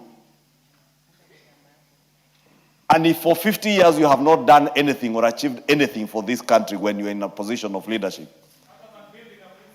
let Kenyans work. Kenyans want to work. I also said, Honorable Speaker, we had another former one-term member of parliament for Madera. One-term former member of parliament for Madera, saying that he's asking his people to stay at home today and not to be on the street rampaging. Honorable Speaker, it is evident now who it is that mobilizes goons to come and torch people's buildings in the CBD. It is evident who was mobilizing people to torch buildings, public buildings. And I must take this opportunity to thank the people of Kenya, especially young Kenyans who have seen through the hypocrisy and the scavenging nature of this group of politicians who have been scavenging on anything and everything. I said here the other day they tried to scavenge on Ebola. Thank God Ebola never found its way to our country. They tried to scavenge on the finance bill. We dissipated their lies and their propaganda. Now they wanted and hoped to scavenge on the 25th of June, when families are hurting, when families who lost their loved ones are remembering them, when business people and men and women who lost property are remembering in pain the property that was touched. I remember the people who died at the building on Kimathi Street, and hundreds of hardworking Kenyans who lost property in 2024 on this day. Not to forget the many young people who had been made to believe in the propaganda, the misinformation and disinformation that had been peddled around the question of the finance bill. And I thank these young people because I have seen them and I watched a number of them on television, saying that at least they brought it to the fore among us Kenyans, issues touching on the finance bill, and now we are able to converse with them. How I wish we had conversed as we have done with them. How I wish people were listening as they have listened this year. But we must thank the people of Kenya because they have listened. They have separated the propaganda from the lies and the propaganda and lies from the truth. They have seen those who speak truth, those who speak facts, those who speak to the issues that are in a bill, and those who propagate lies about land taxes, about rental income taxes, about Mutumba taxes. And they have seen even among us their members of parliament, those who read and those who don't read. Those who have their own 160-something clauses in a bill with less than 60 clauses, the fake bills and the real bills. I want to urge, Honorable Speaker, that whenever we commemorate the dead, this is the way to do it. Lay your wreaths, allow other Kenyans who want to go to work, and let peace prevail so that we continue shaming these political scavengers and agents of death, merchants of violence, masters of political deceit. They are ashamed, and they will continue to get ashamed even to the ballot next year, Honorable Speaker. Because when they were told by the president, get an agenda, have alternative policy proposals, they went to insults. Now I hear they are calling themselves an alternative government. You cannot be an alternative government if you do not have alternative policy propositions. You do not have and you cannot have. You cannot. Honorable Speaker, this Kara, for governors who are serving us in their county governments. Honorable Speaker, usually I don't like interrupting the majority leader, but I rise on Standing Order 106. Because 106. And you know, the majority leader is consistently, and you've been doing this yesterday and earlier today, going off topic on the same issues which you had discussed before. So I'd like to request the Honorable Speaker that you guide the majority leader that even as he puts his point, he tries to stay within the bounds of the County Allocation Revenue Act and not repeat what he had said earlier in another motion while I think we were at the statements, order number 7. So he's just saying what he had said earlier. I don't get why he feels the need to just keep saying the same thing, even at some point. And Honorable Speaker, the reason why I'm raising this issue is because we are about to move to the sovereign bill, and we want to discuss this issue. We have only 2.5 hours left on this issue, and I believe there's a bill to be sponsored by the Honorable Irene Mayaka. So I'd ask the majority leader to kindly, he had said this yesterday, he had said it earlier today, for the sake of some of us, allow us to raise the issues on sovereign bill rather than repeating the same things you said yesterday and today. You made your point. You made your point. Yeah, proceed, Honorable the Majority Leader. Thank you, Honorable Speaker. Honorable Speaker. Wait until he gets again out of order, then you can rise on a point of order. Honorable Speaker, I was just trying to guide my brother, Honorable Mwenje. I know it hurts because the truth always hurts. Those who have not read the finance bill, it is still hurting, I know. But Honorable Speaker, if he had the patience to wait, because I was talking about the irrelevancy and what is seemingly idiocy of talking about alternative governments when you have no alternative policy proposals, and I was saying even under this CARA, governors who are getting money, they will be competing with some of you here who want to run for governors. But even when you go to your people, you must give alternative policy propositions. That is why I'm saying those who are yapping out there about alternative government, you cannot have an alternative government either at a national level or at a county level if you do not have alternative proposals, policy propositions that can be funded in a bill like this if you want to run for county government or even in the national government in budget estimates. Therefore, Honorable Speaker, let me just ask Honorable Mwenje to be patient. The Sovereign Wealth Bill, I do hope, Honorable Mwenje, you have read, internalized and understood what the Sovereign Wealth Bill is about, because we do not want to anticipate debate. And those who are here up to 9 p.m. yesterday debated this bill in great detail. And 90% of them had read that bill. I therefore want to invite you when that time comes to have the patience to wait, contribute to it. Don't be like the member for Kajiado North, who was here purporting to be supporting someone from Kajiado. Then when he came to voting, he voted against the person and he walked out because all he wanted to do was to speak to the gallery. And that's why I keep telling these people who are pretending to be opposition, at least be honest, because Kenyans see through honesty. Honorable Speaker, I support and I second this third reading of this bill. CARA is a very important bill because it will give money to our county governments. Thank you, Honorable Speaker. The Honorable MP Fanyanda he had caught the eye.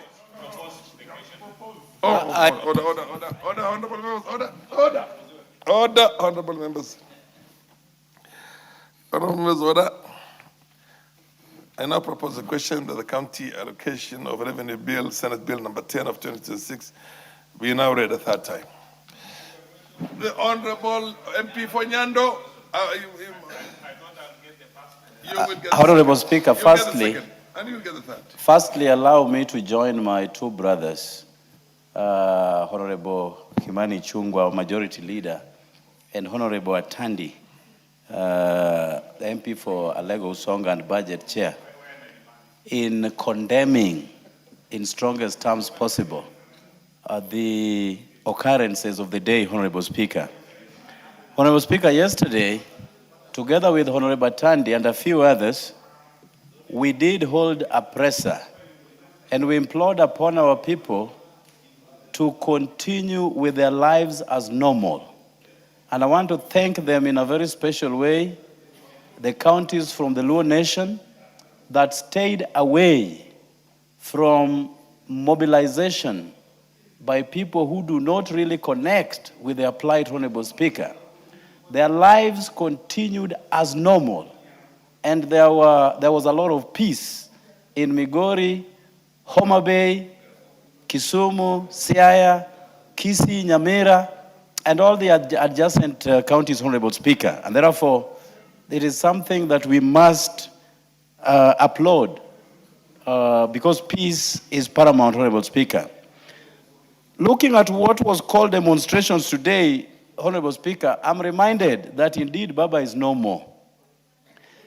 If Baba was alive and ordered for demonstrations, Honorable Speaker, what we saw today is child play. And what they call United Opposition, Honorable Speaker, convened at Serena Hotel this morning, addressed the press, and started walking towards the city in a bid to access Parliament to lay wreaths, Honorable Speaker. At the sight of one police officer along Kenyatta Avenue, they were all quickly whisked into their vehicles by their security personnel, Honorable Speaker, never to be seen again. Sadly, Honorable Speaker, they were accompanied by families that lost their loved ones in the brutality, Honorable Speaker. And when they moved into their vehicles, all these families were left alone and abandoned, Honorable Speaker. So when we talk about united opposition, really, and you want to balance that with what Baba did for this country, Honorable Speaker, it is high time that we moved as a nation to engage into dialogue, because that is the only remaining thing, Honorable Speaker, for us. Sadly, Honorable Matiang'i was a no-show, and I see people from his backyard here. Honorable, the former deputy president, the dethroned deputy president, was a no-show, Honorable Speaker. Yet, they have taken acreage of our press, advising people to come on the streets, Honorable Speaker. So our young people must know who indeed is their partner into this journey, Honorable Speaker. And in a special way, I want to thank... MP Fanyando, relevant. And be brief. Chair allows a little bit of, but then, please, proceed. Yeah. So allow me firstly to thank the IG of Police, Honorable Mr. Douglas Kanja, the CS of Internal Security, my brother Murkomen, and the Super PS, Honorable Omolo, for exhibiting a great degree of professionalism today. But Honorable Speaker, as I conclude on this, times have changed. The combatants have no place in our society.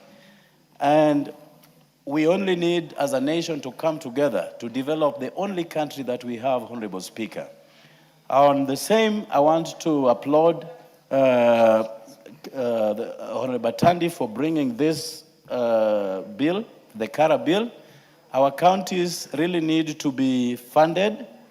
Sadly, there are a lot of projects that you can only attribute to our constituencies, Honorable Speaker. You move into our constituencies, there is basically nothing done by our county governments, Honorable Speaker. And therefore, we need to engage deeply into great dialogue with our counties so that apart from those devolved functions, and monies follow functions all the time, we need to demarcate boundaries on what they do, which can be seen, Conclude, and what they MP cannot Fanyando. do. This is not second reading, this is third reading. I support, Honorable Speaker. Honorable MP Mbokose, this is not second reading. Yeah, I know. This is third reading. Honorable It's very Speaker, brief. Honorable Speaker, I want to thank the members for supporting, and more so want to thank my chair for having led this committee to be able to discuss this county allocation of revenue bill. And Honorable Speaker, my county of Trans Nzoia is getting 8.2 billion. And I'm happy that my governor was not in the streets, Governor Natembeya.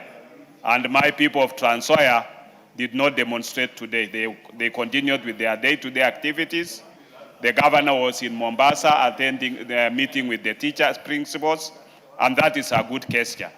But what we are asking, Honorable Speaker, is that the money that is going to the county, it must be able to be seen to do projects. 8.2 billion for Trans Nzoia must be accounted for. We have had nurses who have had delayed in payments, receiving their salaries for almost 3 months, with other county officers going without salaries. And I think that's a matter of concern for the people of Trans Nzoia. Therefore, as we send this money to the county of Trans Nzoia and other 46 other counties, we want the governors to make sure that the money does what it is supposed to do. With those few remarks, Honorable Speaker, One final one to be I support. MP4, is it Manyata? Manyata, yes. Take as few minutes as possible. Thank you, Honorable Speaker. Honorable Speaker, I also rise to support. Honorable Speaker, I know members want to make fun of my Proceed, you have 1 minute or 2 minutes maximum.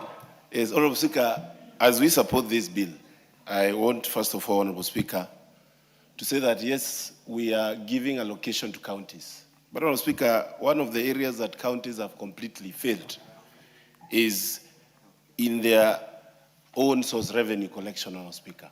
Many of the counties, Honorable Speaker, really don't do anything. Don't interrupt the Honorable MP for Manyata. And Honorable Speaker, he has just 1 more minute. I have been checking, especially Embu County, instead of increment in their own source revenue, it's actually reducing. And this tells you one thing, that Honorable Speaker. Why? It is basically a source of money that is used badly, and corruption, where counties, instead of them trying to reduce the burden of the national government, they are actually increasing it, Honorable Speaker. And as we sit in this house, we need to actually put up measures and compel our counterpart in the Senate to put up measures to ensure the own source revenues from the counties, Honorable Speaker, is not somebody pockets money or monies that are not getting to be used. Honorable Speaker, as I conclude, Honorable Speaker, today being the 25th of June, is a day that this House must be very careful on how they are putting the information out there. Honorable Speaker, young people lost their life, and I have not had a member even give those condolences, Honorable Speaker, when they are speaking. You are digressing. We don't condemn, Honorable Speaker. You are digressing. We from the actually matter need at hand. to remember these young men that were fighting for their voice. They wanted to be heard, Honorable Speaker. They What's the wanted, point of Honorable order, Speaker, MP for to the Galatians? Order. Honorable Speaker, I rise on a point of order, seeking to find out if the honorable member for Manyata is in order to misinform up to and including the protest of 2024, the earlier protests in the 20s, the earlier protests in the 90s, all the way up to the protests of 1965 in Kisumu. Each and every member who was speaking here yesterday took the opportunity to first condole with the families, to condole with the youth and the lives that were lost, and even took it back in history to remind our country that the events of 2024 were not only unique to this administration. There have been instances of injustices and excessive use of power by the state in many dispensations. These, the 2024, are only the latest. And so he's out of order. You made your point. Order, honorable members, order. For the information of the House, it was not in 1969, 65. If my memory serves me right, it was 69. Am I right? 69, 1969, yes. Order, honorable members. Order. Third reading. Order, honorable MP for Manyata. Honorable Manyata, when the chair will speak, order.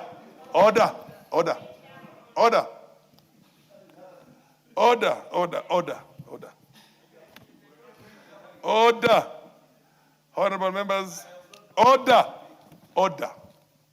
Honorable members, order. I am a stickler for enforcing the House rules, and you know that very well. Order. Honorable members, I now put the question, which is that the county allocation of revenue bill, Senate Bill number 10 of 2026, now be read a third time. Will as many of the appearance say aye? Aye. The American appearance say nay? The ayes have it. A bill for an act of parliament to provide for the equitable allocation of revenue raised nationally among county governments for the 2026-2027 financial year, the responsibilities of national and county governments pursuant to such allocation and for connected purposes.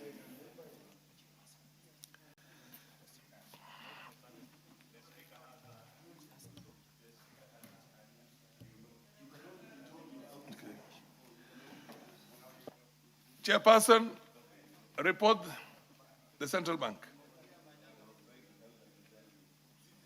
Thank you, Honorable Speaker.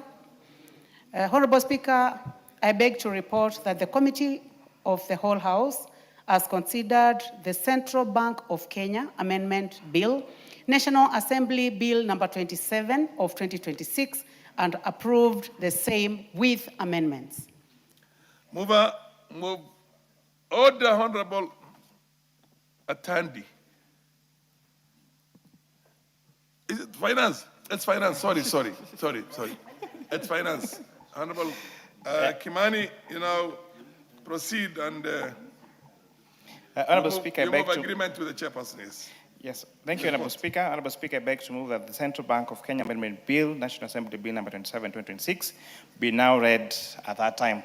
Honorable Speaker, I also take this chance to tell thank you to all the members that contributed on this particular motion. Order. Mover, you agree with the report first. The chairperson has reported. You agree with the report. You say, I beg to move that the House do agree with the committee in the same report. Proceed. Don't go down, go up. Honorable Speaker. After chairperson, there's a mover, so then do that. Please guide him. Okay, thank you, Honorable Speaker. Honorable Speaker, I beg to move that the House do agree with the committee on the said report. And I also want to request the Honorable Sunkuya to second. Honorable Sunkuya, proceed and second. I second, Honorable Speaker. Honorable members, I want to propose now the question. Madam. Honorable members, I now propose a question that the House do agree with the committee in the said report.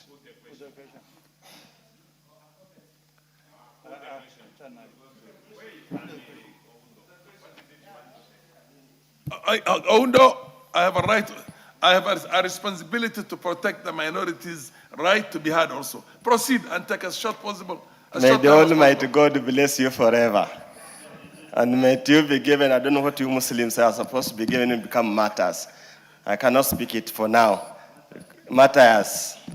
Honorable Speaker, I also stand to support and just pray and hope that we will not use this avenue for the loans, for as CBK gives out loans, again to be saddled in non-performing loans. That's as a common practice now in the financial sector and the banking sector. Honorable Speaker, I totally agree that we need to have monetary stability. We need to ensure at all given times where we save banks from collapsing, because when they collapse, they go under with so much money belonging to the public. As I conclude, Honorable Speaker, today we commemorate our boys and girls who lost life through police bullets in 2024. And I must commend the people of Kenya for heeding the call to stay at home if you drive through the CBD of Nairobi. And like what my colleagues are saying, it's a completely dead city today. That meaning everybody heeded the call for public holiday. Baba Raila Amolo Odinga might not be there, but there are so many other Baba Raila Amolo Odingas who have resurrected. Thank you. Order, honorable members. Order, honorable members. Honorable members. Order. MP Fonyando, you cannot have your small... I now put the question that the House do agree with the committee in the said report. Will as many of the appearance say aye? Will as many of the contrary appearance say nay? The ayes have it. The mover. Honorable Speaker, I beg to move that the Central Bank of Kenya Amendment Bill, National Assembly Bill number 27 of 2026, be now read as a third time. Honorable Speaker, I would also want to echo the words of Honorable Oundo on these particular measures that we're extending to the Central Bank of Kenya to safeguard the interest of depositors in our commercial banks, and especially when special banks, when commercial banks are in distress, Honorable Speaker. So we are hoping that these monies will be spent correctly, that this extended mandate will not be abused by the central banks, by commercial banks that could deliberately misuse their resources, Honorable Speaker, for them now to go to central bank to be assisted, Honorable Speaker. At the same time, Honorable Speaker, I'm very happy today that we did have a conversation with my great people of Molo on Saturday, and especially with the members of the business community. And we did agree that anyone who will come out to protest today has a right to, in accordance with the Constitution. But we also agreed that we not allow destruction of properties, and especially of our businesses. I am happy that our banks remain open today, our businesses remain open today. No any single case of violence has been reported in Molo. People's homes are safe, our businesses are safe. Honorable Speaker, something even more interesting has happened this afternoon. It rained. And we've not had rains for a few number of weeks. And knowing Molo is a very rainy place, we are happy that that is a sign of God that has been cleansing of the many bad things that may have happened on such a day before. And the culture of destroying people's properties, of destroying public property in the name of protests. It was a shame. It started in Molo, and I'm happy to report to this House. It will never happen ever again in the constituency of Molo. And I'm hoping, and with what I have seen happening across the country, it will never happen again for the rest or anywhere else across this country, Honorable Speaker. Thank you. I request Honorable Sunkuya to second. Honorable Sunkuya, proceed and second. I second, Honorable Speaker. Thank you. The Honorable, order, Honorable members, order.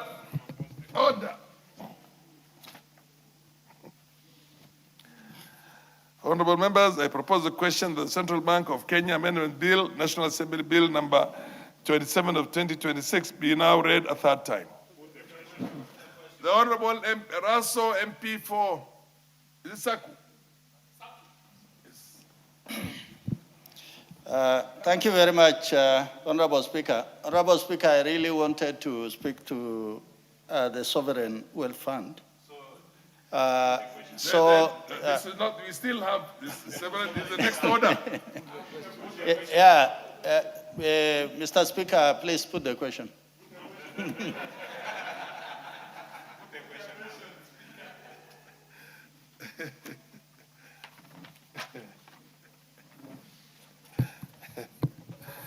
Honorable members, I now put the question, which is that the Central Bank of Kenya Amendment Bill, National Assembly Bill number 27 of 2026, be now read a third time. Will as many after appearance say aye? Aye. Will as many contra appearance say nay?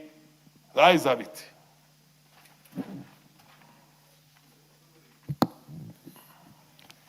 A bill for an act of parliament to amend the Central Bank of Kenya Act under for connected purposes.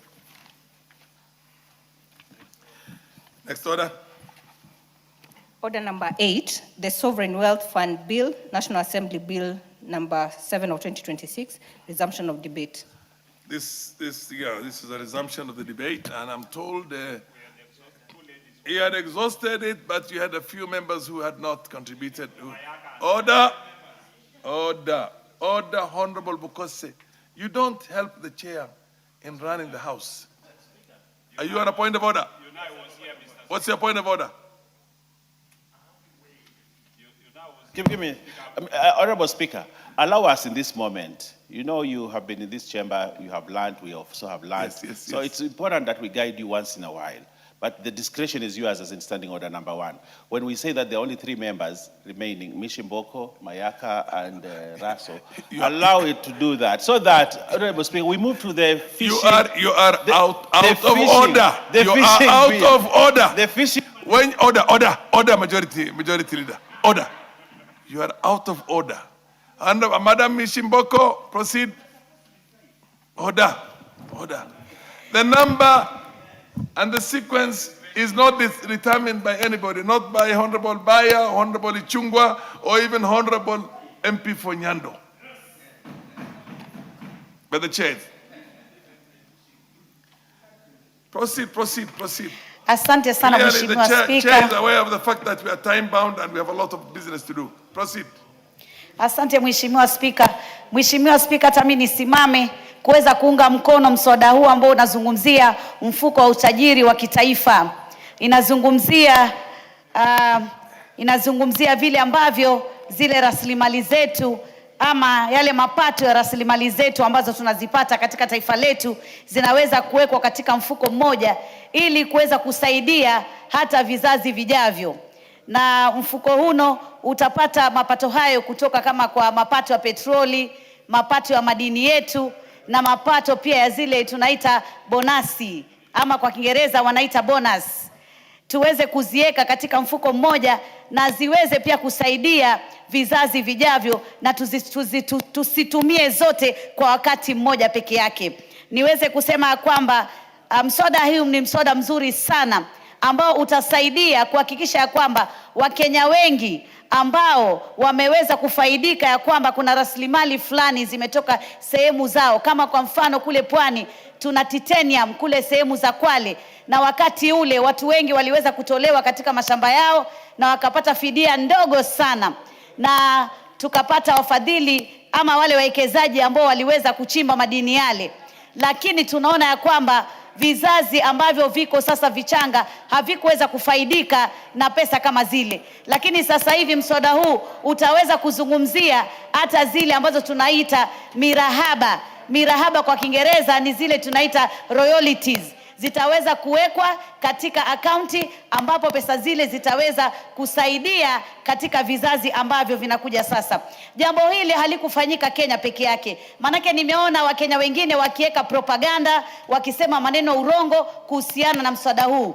Jambo hili pia limefanyika kule Algeria, limefanyika kule Ghana, limefanyika kule Norway, Singapore, Malaysia na nchi nyingine tofauti. Na iwapo tutakuwa na mfuko huu wa kitaifa wa utajiri, tutaweza pia kusaidia kudhibiti uchumi wetu wakati uchumi wetu tunauona umekuwa na shida, ama wakati tumeona bajeti yetu imekuwa na matatizo, ama hata wakati tunaona maisha ya Wakenya wetu yamekuwa na shida katika changamoto fulani ama fulani. Hivyo basi fedha hizi katika mfuko huu zitaweza kusaidika na kuweza kusaidia wananchi.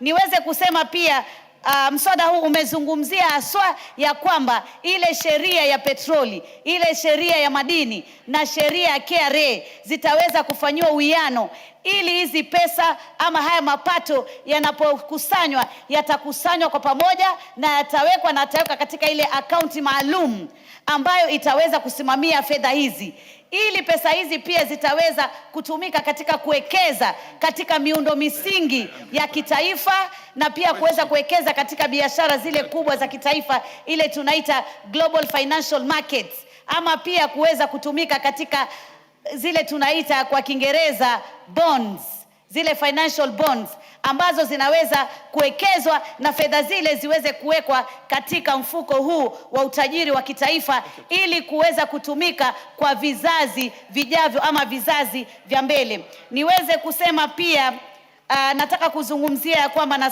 kusema ya kwamba katika fedha hizi zinaweza kusaidia miradi ya kitaifa, na miradi hii inaweza kutusaidia kujenga viwanda, kuwa na viwanda katika taifa letu, na viwanda hivi vinaweza kujenga ajira kwa vijana wetu na pia kuweza kupanua uchumi wetu ama kuboresha uchumi wetu katika hali inayofaa. Kama taifa tunajua pia tunakumbwa na madeni mengi yale ya kitaifa, lakini ikiwa tutaweza kuhifadhi fedha hizi ambazo zinatoka kutokana na rasilimali zetu, rasilimali kama mafuta na madini zitaweza kutusaidia. Sehemu kama Taita Taveta kule pwani ambapo ni sehemu kumekuwa na madini tofauti, lakini ukiuliza hata kizazi kichanga, je, mumefaidika na nini katika madini haya? Je, mumepata ile tunaita mirahaba, ile kwa Kiingereza tunasema royalties? Utapata ya kwamba hakuna jambo kama hilo. Tunashukuru sana tulipitisha ile sheria ya mirahaba ama royalties, vile ambavyo itagawanywa katika serikali kuu na serikali ya mashinani na pia kugawanyiwa jamii ambayo madini yale yametoka pale. Basi tukiwa na mfuko kama huno, tutaweza kuhifadhi fedha hizi na tutahakikisha fedha hizi zitaweza kuwasaidia Wakenya, hususan wale ambao wametokea katika sehemu ambazo rasilimali hizi zimepatikana. Kwa hivyo nataka niseme, nimshukuru sana Rais wa taifa la Kenya, kwa sababu sisi tunatembea kama wabunge, tunatembea kama serikali katika nchi tofauti, na tunasoma na tunachukua yale maoni ama mambo ambayo wenzetu wamewafanya, yamefaidisha nchi, na tunaleta katika taifa letu. Hivyo basi jambo hili la kuwa na mfuko wa utajiri wa kitaifa kuweza kufanyika katika nchi yetu ya Kenya ni jambo ambalo litaboresha uchumi wetu, litaboresha hali zetu za kimsingi, hasa wakati tumepatikana na changamoto nyingi ambazo pengine tunashindwa tutaweza kuzisaidia kivipi. Watu wamekuwa pengine na wasiwasi wakisema fedha hizi sijui zitatumiwa vibaya kisiasa, lakini naona mswada huu umezungumzia ya kwamba kutakuwa na muundo msingi wa kuweka taasisi na kuweka bodi ya kuangalia ya kwamba kwanza ukusanyaji wa mapato yale utakusanywa kwa njia gani. Hautakuwa unakusanywa na unapelekwa kwa mawakala, ile tunaita agencies, kama vile imekuwa inapelekwa kiolela huku na huku na huku, hakuna mstakabala wa kisawa. Sasa hivi kutakuwa haswa na taasisi na muundo msingi ambao utajumlisha kabisa. Tukiona KRA Director General ataweza kukusanya, yeye ndo atakuwa mkubwa pale kukusanya fedha hizi na kuhakikisha zimeenda katika mfuko maalumu ule ambao umepangwa ili kuweza kuzihifadhi na kuweza kuziekeza ili ziweze kuzaa na zile faida ziweze kusaidia kizazi cha taifa hili, kizazi tulichonacho sasa na kizazi kile chengine ambacho kitakuja baadaye. Mimi niweze kusema ya kwamba hivi sasa hata kule Turkana tunaona tuna mafuta, lakini kwa sababu tulikuwa hatuna mipangilio mizuri ya kutengeza mswada kama huno, kutengeza miundo misingi ya kuweza kudhibiti na kuhakikisha faida ya mafuta kama yale ambayo yamepatikana pale yataweza kusaidia Wakenya. Lakini kuwa na jambo kama hili ni kumaanisha ya kwamba tutakuwa tumejenga taifa letu na tumehakikisha tuna faida ya rasilimali ama mali asili ambayo tunaipata kama taifa. Niweze kusema ya kwamba kila jambo litakuwa linawekwa kwa njia inayofaa.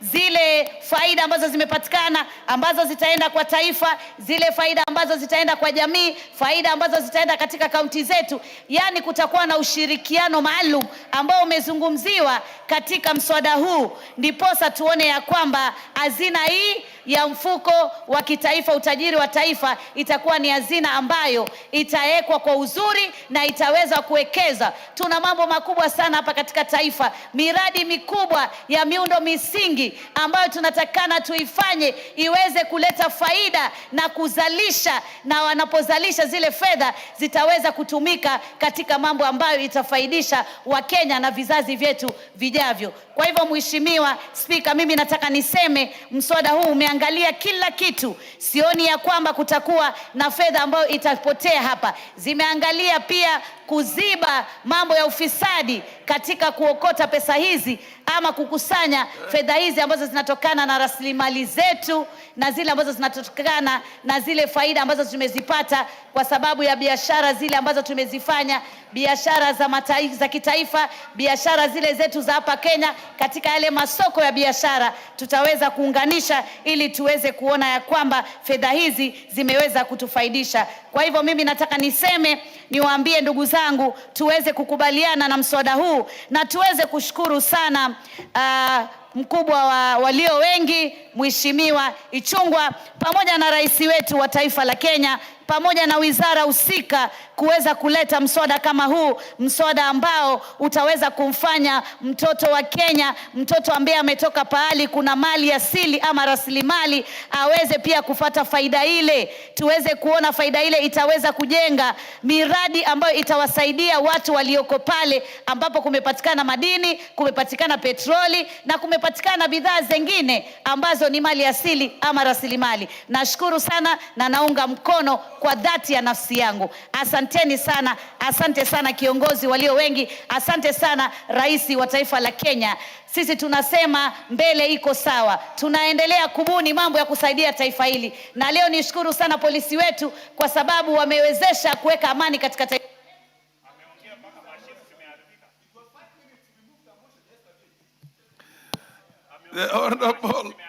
The Honorable Raso, MP for Saku, followed by Honorable Mayaka. Thank you very much, Honorable Speaker. Honorable Speaker, I rise to support this milestone bill. Mr. Speaker, we have been around this country for long enough. We have passed many bills in this House. And I think this is a landmark bill that has been brought to the floor of the House. For many years, this country has really depended on taxation. Taxation here, taxation there. But nobody has thought out of the box to see how we can develop a war chest or group of funds that will stabilize the economy and save the future generation from borrowing. That is a big burden to this country. Honorable Speaker, the real reason for this particular bill is about stabilizing the economy, guarding the current generation, and also safeguarding the future generation. I really want to thank the mover of this bill, the sponsor, the leader of the majority, and also the government agency that has thought outside the box to bring this bill to the floor of the House. Honorable Speaker, this is a very important bill. And even in terms of contribution, we should not be restrained. That we must say as it is. Honorable Speaker, a sovereign wealth fund is a government-run pool of assets invested to benefit the country's citizens economically. It is that important. A few days ago, we passed the finance bill. It is about looking at how do we get some money here and there from the traders, from merchants, from also people like us who have a few assets here and there. But through this particular bill, where we are saying, how can the government of Kenya look at what are the sources of revenue outside what exists in terms of those assets or those goods that the merchants are selling. Honorable Speaker, we have examples like Norway. Norway holds in sovereign fund about $2 trillion. They established this fund in 1990.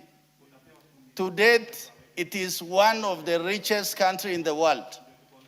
Not by borrowing, not by doing anything speculative, but by having a sovereign fund, a fund that is properly managed.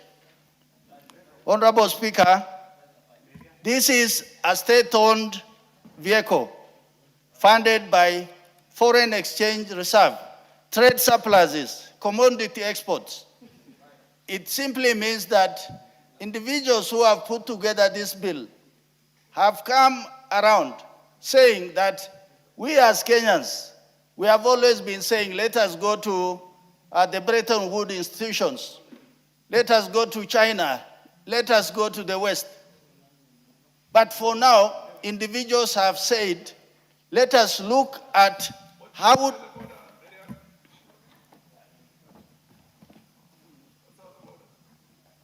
Thank you, Honorable Speaker. I'm standing under standing order number 95 to call the mover to reply. Honorable members, order. I now put the question that the mover be called upon to reply. Will as many as the parents say aye? Aye. Will as man of contrary say aye? Then ayes have it. What's your point of order? Just, I would like to say this, Speaker. One of the things that we must is to take care of the whole country. The people of the coast, the people of Nyasa have waited for the fisheries bill for the last 3 years.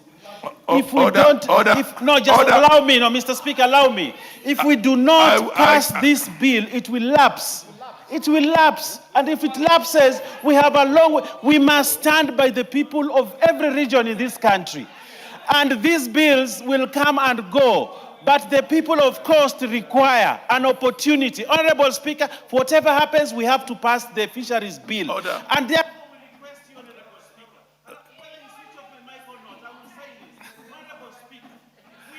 the chair, order. Order.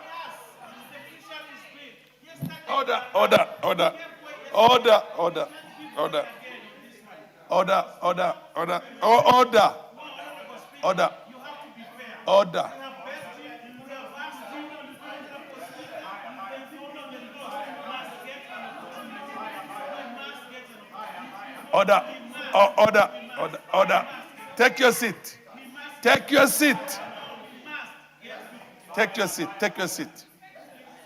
seat. Honorable members, honorable members, this is a house of rules. Order. Honorable Bayer, please don't stretch my patience on this because I am a stickler for rules and you are out of order. Honorable members, this is a house of rules. Whereas, as a member of parliament for a constituency in this country, I appreciate and understand and see the need for what the Honorable Bayer is talking about. I also see a situation in which a member stands, and because we did not have a procedural motion to limit this to a certain number, and the minutes say 10 minutes, and a member will repeat themselves, in which case the speaker has very little option other than to wait until the 10 minutes is over. Although you can always put in an interjection on the relevance. Order.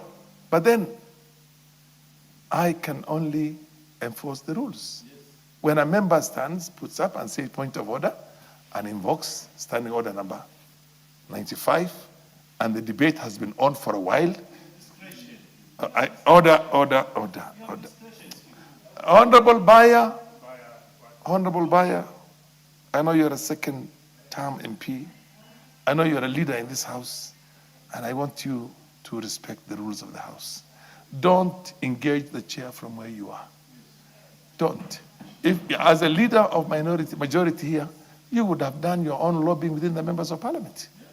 Privately. But not tell the chair to use what discretion would I use? Would I force somebody to do only 2 minutes? No, I can't. No, there is time for this motion, this thing, but always bills can be brought. You can close a debate on any bill, depending on how much time is important and is taken. But I can't do that myself, from the chair.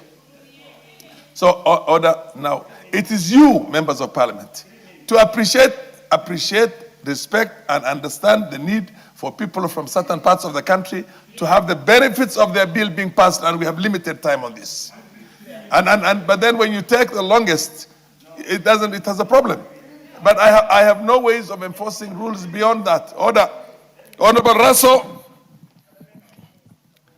Now we can't change the rules of what do you call the procedure in terms of timing and the rest of it now, not at this stage. Yeah. Thank you very much, Honorable Speaker. Honorable Speaker, in the interest of the fisheries bill, yes, I'll take the shortest time. And just 3 minutes is enough. You have already done 2 minutes, so take less than a minute if you want to be very sensitive to the fisheries bill. Otherwise, I cannot stop you if you want to take your whole time. Thank you very much, Honorable Speaker.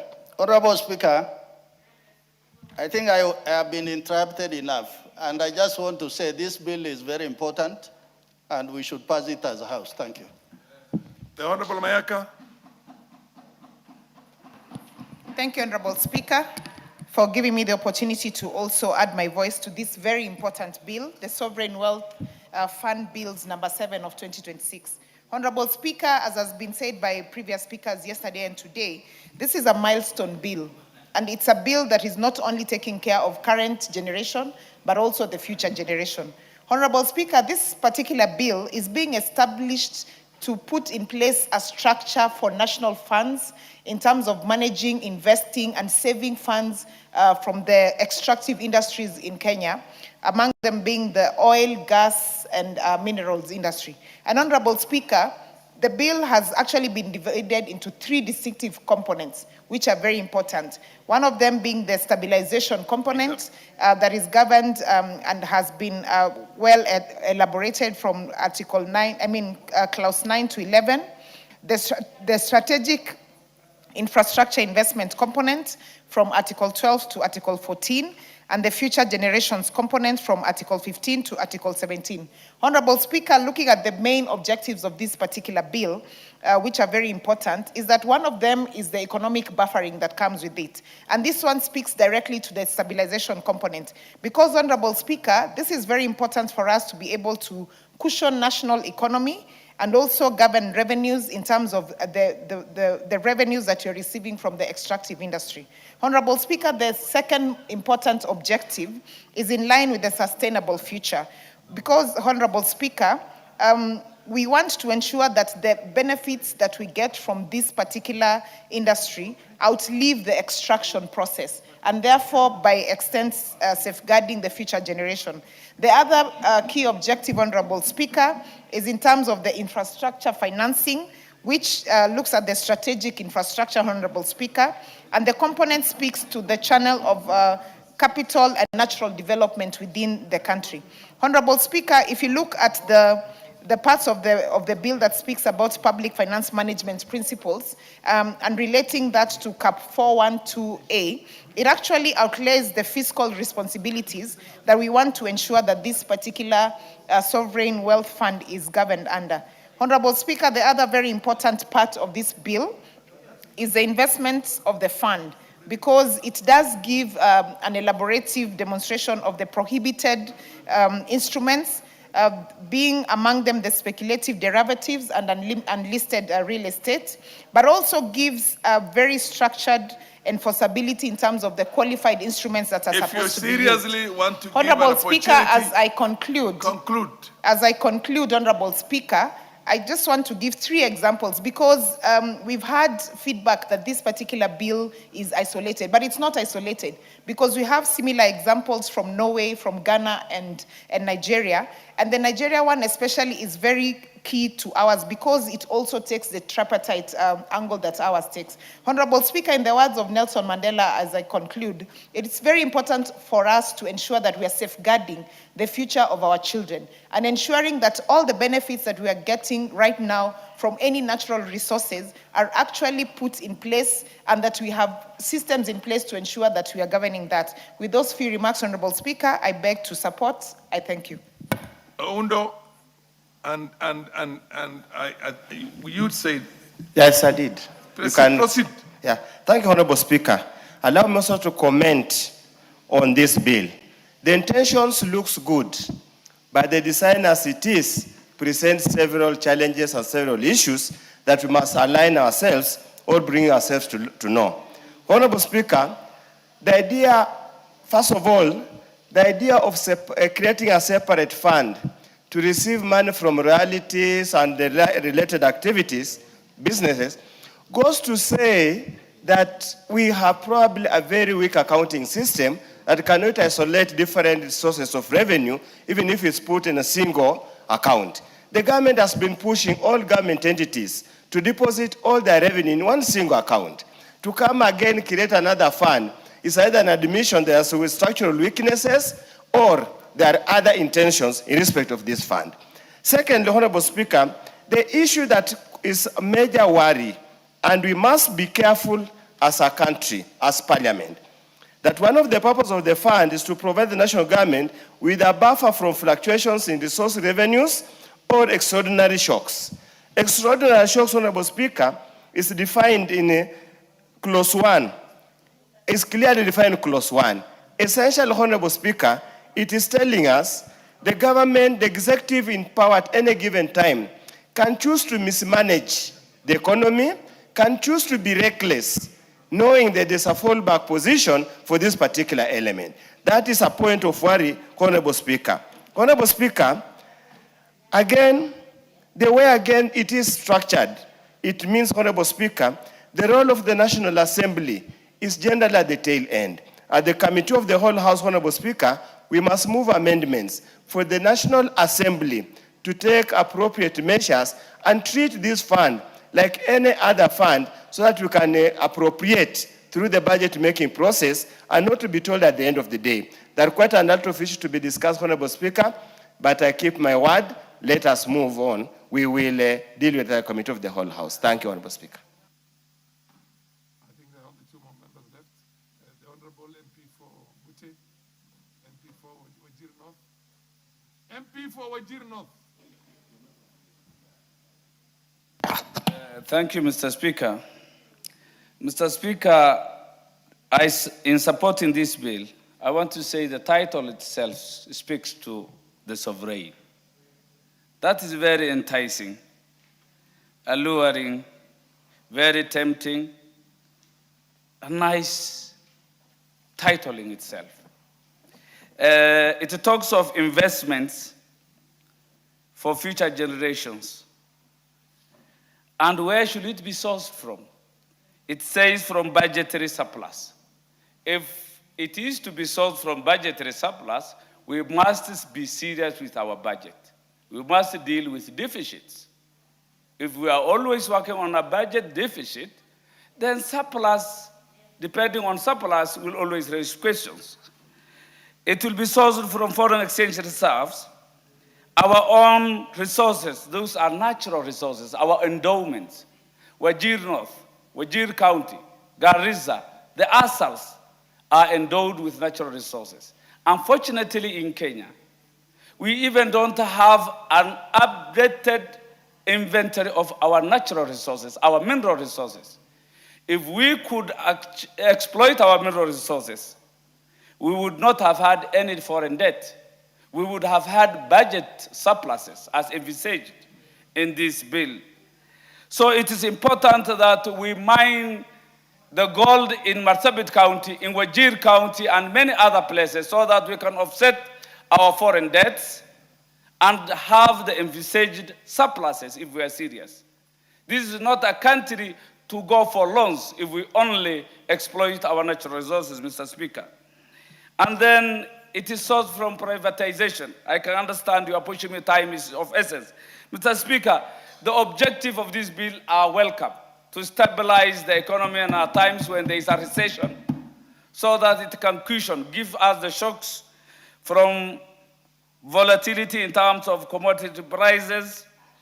At least it is welcome. But of concern to me, I admire this bill for one thing, Mr. Speaker. Different from the infrastructure fund, which had put it off budget. This one is within the Finance Management Act. It is, our standing orders did not envisage a situation where government revenues can be done off budget. The case of the infrastructure fund. But for this one, it is within the armpits of the House, audited, except for that procrastinating aspect of it. I like its way of being handled within the government. I support. I can see you are pushing me. I support the bill. Thanks. Honorable MP for Manyata, take.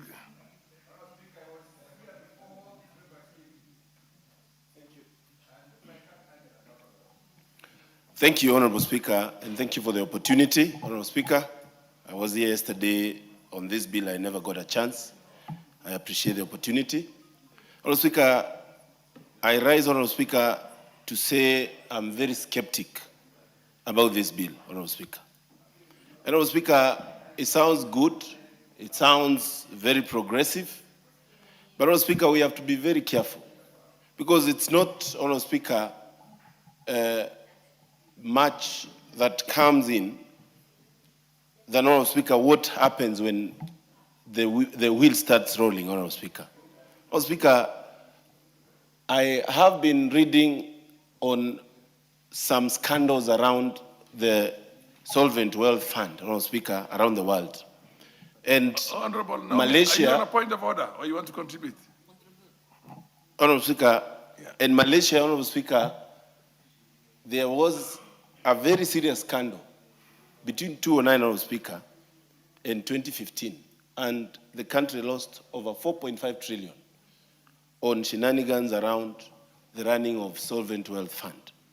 Honorable Speaker, one of the most questionable things, Honorable Speaker, is the fact that these resources that we are endowed with, the minerals, the companies that have been giving profit to this nation, when they are sold, Honorable Speaker, they will not go through the consolidated fund account of this nation. Honorable Speaker, under Article 206.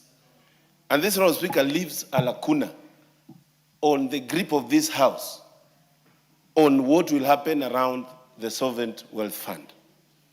Honorable Speaker, yes, I know it is said in the bill that the Controller of Budget will approve.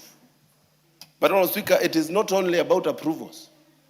It's about, Honorable Speaker, the deposits and the whole line of transactions between the selling of our assets, the selling of our minerals, Honorable Speaker, to the deposit and withdrawals of those funds. Honorable Speaker, I want to appeal to this House to be very keen when we are giving an alternative budget to the executive, other than the budget that we have passed in this House, Honorable Speaker. We have passed a budget of close to 8 trillion, Honorable Speaker. We might be giving another budget that we are not in control of, that will only be doing audit about after years, Honorable Speaker, and we know where our audits are. We are now auditing parastatals in their 2015 books, Honorable Speaker. This House is way behind. And we need to learn also, Honorable Speaker, on the funds that have been established in this House. The sports fund, the housing levy fund, Honorable Speaker, that we have almost lost the grip on. And we need to be very careful to ensure that these funds pass through the consolidated fund account so that, Honorable Speaker, we are still having the grip of this House when it comes to the transaction of the Sovereign Wealth Fund. Honorable Speaker, as I complete and as I conclude, Honorable Speaker, and I don't want the chair to interrupt me, they have now gotten used to interrupting me every time. Honorable Speaker, as I finish, I want to caution this House, while you're passing, do the relevant amendment, and if those amendments are not done, let completely refuse to pass this Sovereign Wealth Fund. Thank you, Honorable Speaker.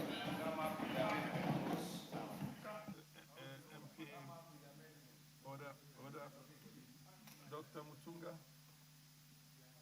and like I said before, if you people are very conscious and very considerate of one another, you take as minimum. Honorable Speaker, I'll take only 2 minutes. Thank you very much for the opportunity, and I'll try to say what has not been said. Honorable Speaker, first of all, I appreciate the fact that this Sovereign Wealth Fund has been created as a state investment vehicle for equity. Honorable Speaker, in most cases, we forget that resources accrued from various places need to benefit the generations, the people living there, and the generations to come. And equity can be spread across generations. Honorable Speaker, the other issue that is also important is that this fund can be invested globally. There is this opportunity. I know the opportunity still exists, but it is important to note that we have a separate investment vehicle at the global level. Honorable Speaker, it also has a characteristic of maximum returns. Maximizing returns is important, not to just this fund, but in most of what needs to be done. It is an attempt, I mean, there was an attempt to create this sovereign wealth fund in 2014, and it never went through. I want to thank the government for making sure that it comes early enough, and I want to urge this House to pass this particular bill so that we are able to have a sovereign wealth fund established. And the final thing I want to say, Honorable Speaker, is that the bill establishes a management system, which is very important in this particular respect. Honorable Speaker, to complete, I want to associate myself with the sentiments of Honorable Onda on the precautionary principle. We need to be very precautious as we manage our wealth for long term. Thank you very much. Honorable Manje. Thank you, Honorable Speaker. Honorable Speaker, I go straight to the point. Article 223, Honorable Speaker, has been a subject of debate here, and I really hope the chair, I'd ask Honorable Sunkuya to please allow me as I speak, because I need the chair to hear.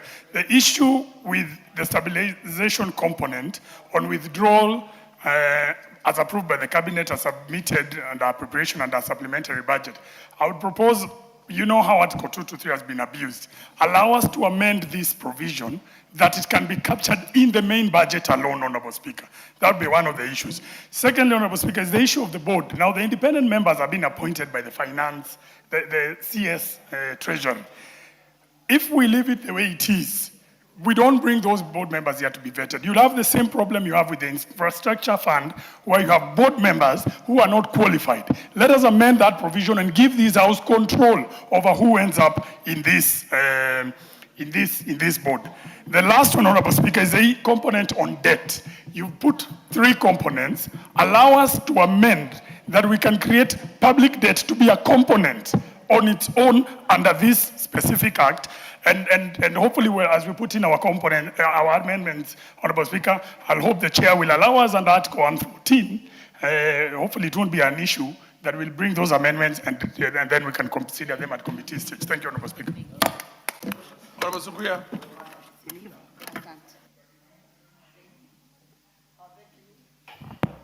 Thank you, Honorable Speaker.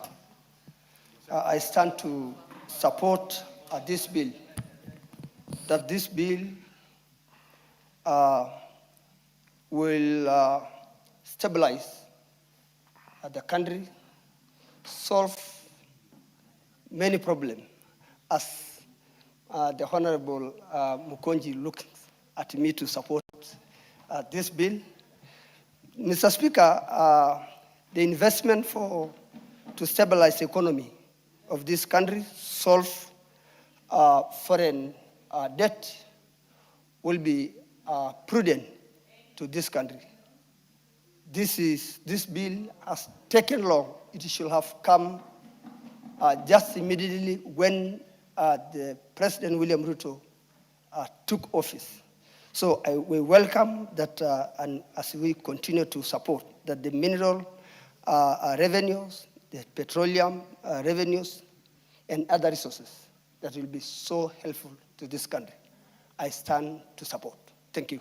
Mr. Speaker, as I add that even today I am not as a happy man, because one of my constituents was not successfully today approved in this house, but I am sure as time goes, this house will reconsider doing that. Thank you.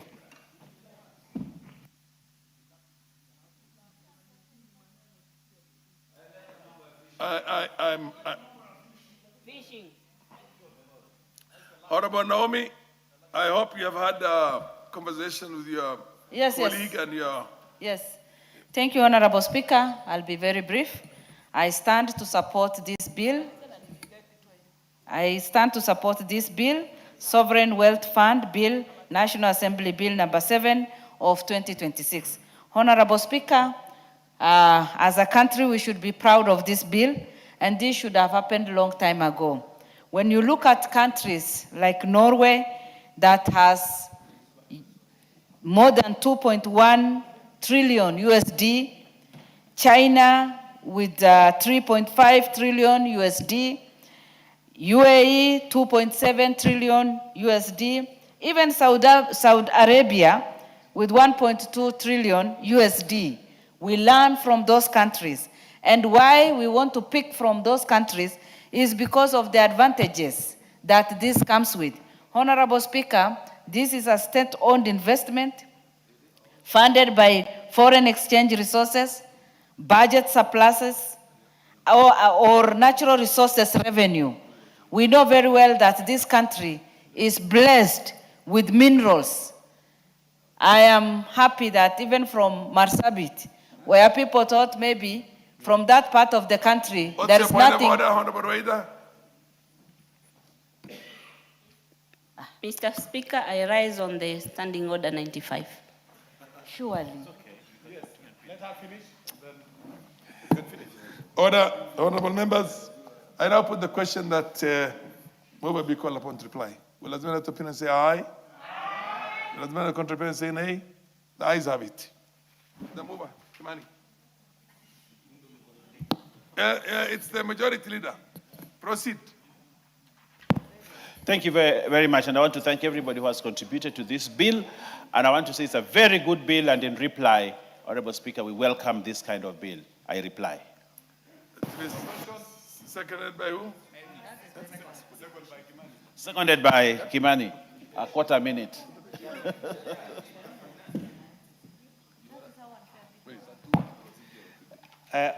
Honorable Speaker, I want to assure the honorable members that have raised several concerns about the issues of governance, about the issue of the responsibilities of the fund, has been taken care of in our committee, and when you be a committee of the whole House, we will be bringing amendments, and I beg to second.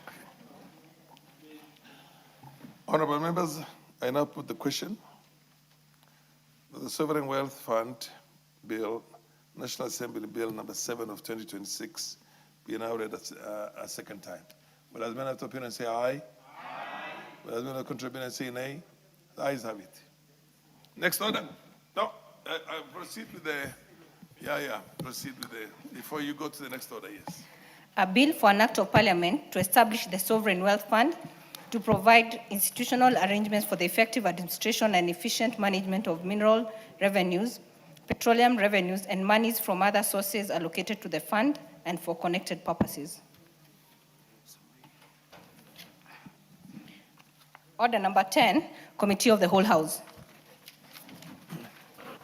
Honorable members,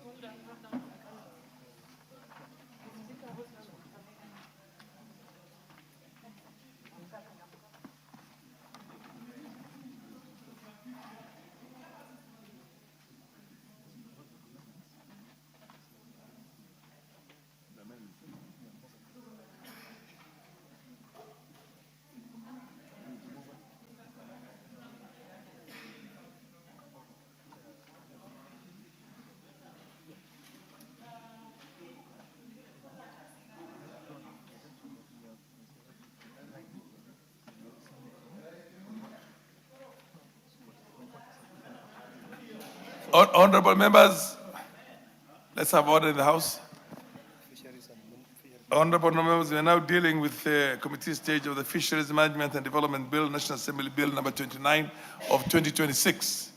And we have so far considered up to clause number 39. Now we are at clause 40, am I right? Yes. Clause 40. Okay. Clause 40.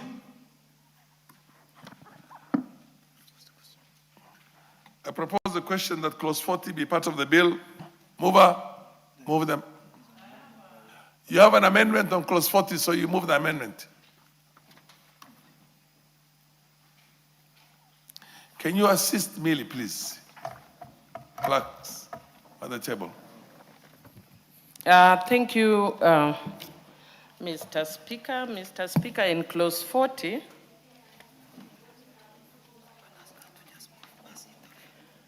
Just say that you move it as in the order paper with amendments. Yes, I move it as per the order paper. I'm adding, because it's limitation of fishing and fishing-related activities, I'm only adding the word provisions, Mr. Speaker, so that it reads, the director may take fisheries management measures to limit fishing and fishing-related activities in accordance with the objectives, principles, and provisions. So it's not only the objectives and principles, but also other provisions of this act.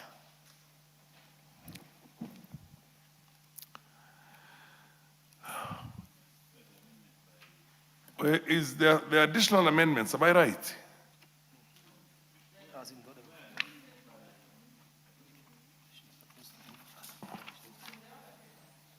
Where is the order paper?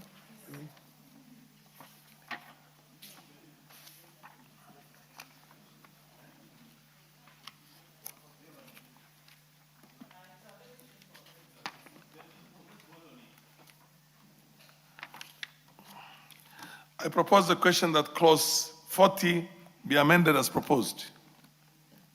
I put the question that clause 40 be amended as proposed. Will as many after opinion say aye? Aye. Will as many as contrary opinion say nay? The ayes have it. I now put the question that clause 40 as amended be part of the bill. Will as many after opinion say aye? Aye. Will as many as contrary opinion say nay? The ayes have it. Clause 41.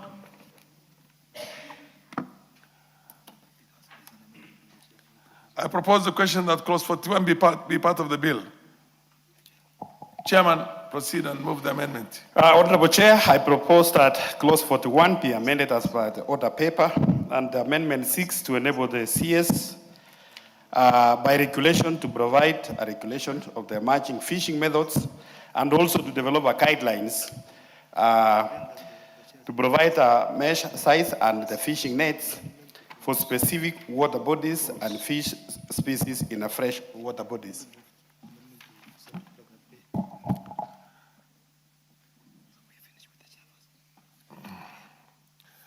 Honourable members, I propose the question that clause 41 be amended as proposed by the chair. Yes, Honourable Oyambaya. Chair, I would like the chair to assure us that the clause 41, as he is amending, has a transitional clause. Just that assurance that the gears, the side nets, the monofilament, and all those other nets will stay in force until the transition period is provided, so that he's on record on the same. Otherwise, we are bound to oppose this. Yes, Honorable Rueda. Yeah, there is. Yes, Honorable Rueda.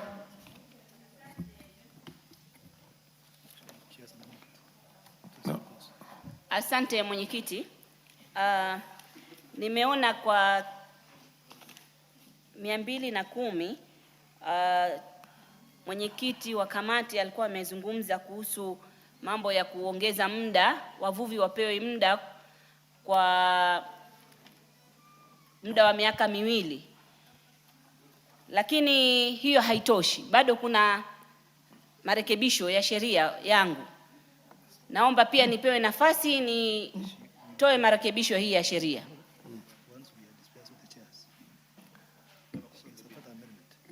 Yes.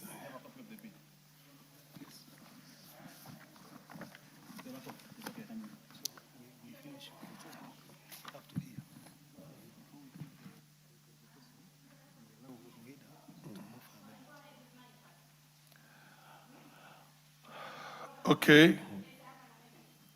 You have an amendment, but before we finish, we put the question on the amendments by the chair. We will also ask you to move your amendment.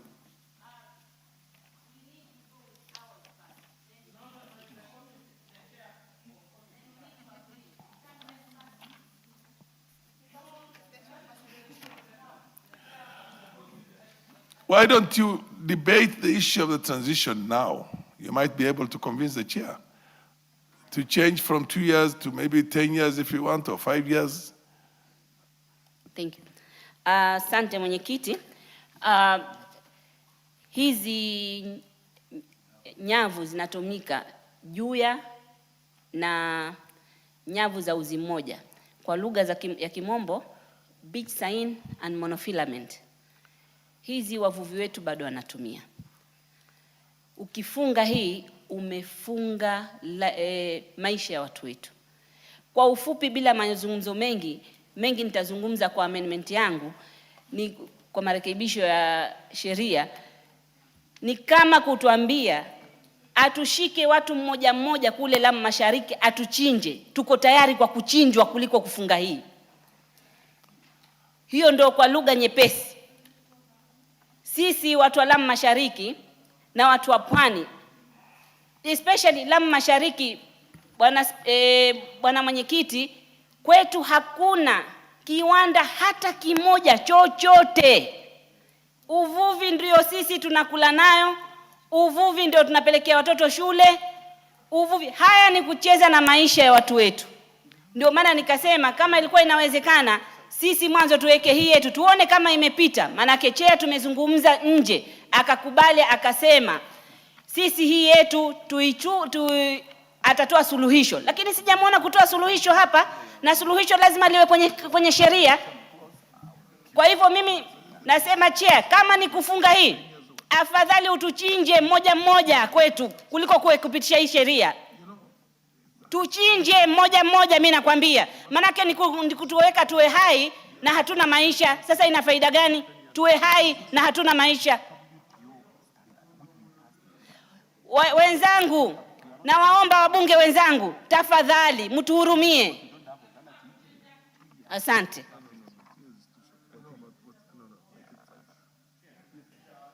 Yes, Owen Baya. Very important that we become very sensitive to the issues that Honorable Roida has raised. Raising, yes. If you look at that clause 41, yes, and I would like for the record of members here to hear this. Clause 41 says this: no person shall use, permit to be used, or attempt to use, or carry on board a vessel, the method of pair trolling for the purpose of fishing, monofilament net, which is the one that is used there, monofilament. Yes. Now they're saying that when we pass this law, our fishermen will stop using the monofilament net, which is the lifeline of the people there, which is what Honorable Reid is saying. Then it goes in, attachment to any trolley net, and I want to go to sign, I and J, a beach sign net for the purpose of fishing. That net is what the people of Lamu use. Yes. And that's what the people of Kilifi use. That's the people of South Coast use. I don't know whether it is used in Lake Victoria. And then if you go to J, a sign net in any body forming part of a riverine system. I think it is used in the riverines, Speaker. Now, these three items are contentious. And we should not allow this to happen. Yes. Because this is the lifeline, the lifeblood of the fisher people at the coast and the river. But now we are saying that we want to ban them. Essentially, you are banning fishing in this country. Because the peasant fishermen, the artisanal fishermen, the fishermen in my place, cannot afford the big nets, the nets that are being recommended here. They cannot afford them.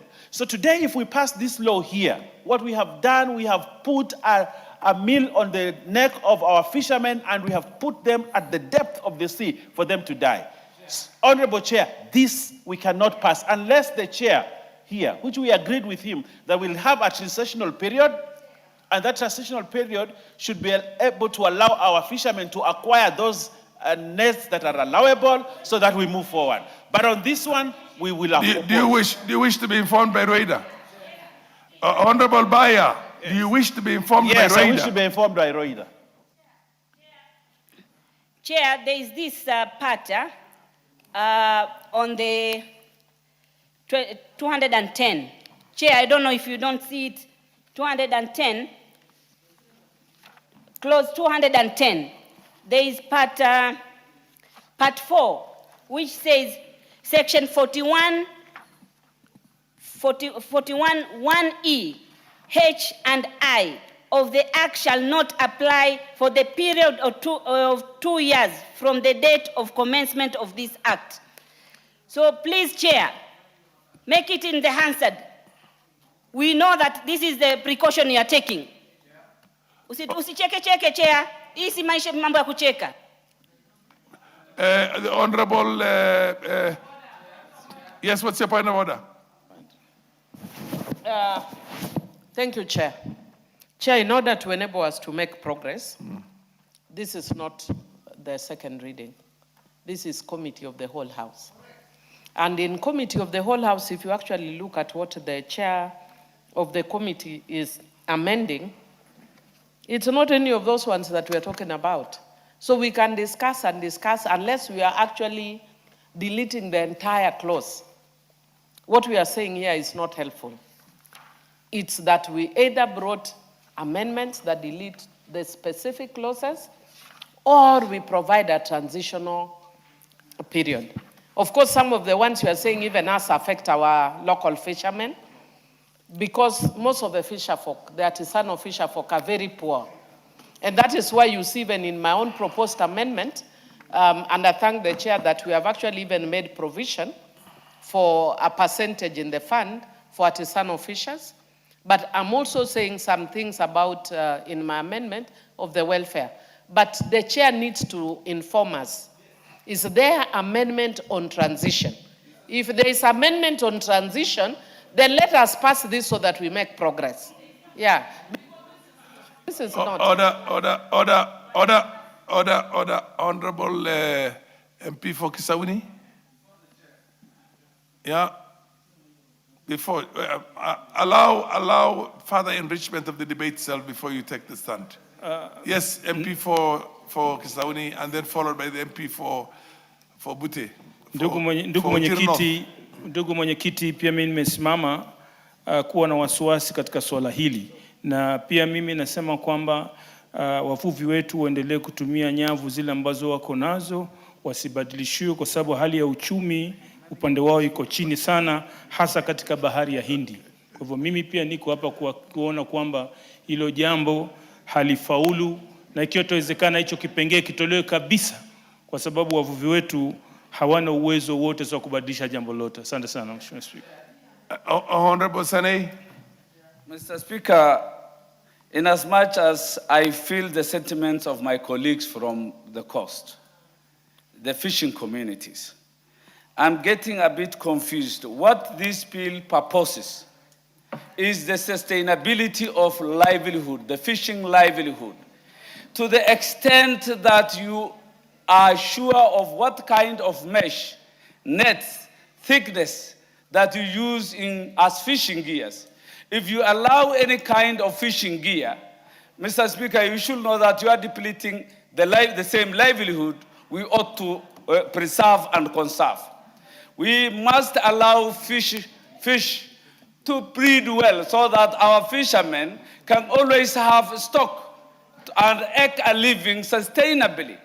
I am actually lost on my colleagues that they want to finish fish in the ocean or in their water bodies in 2 years and still allow for more transition. I am a natural resource manager.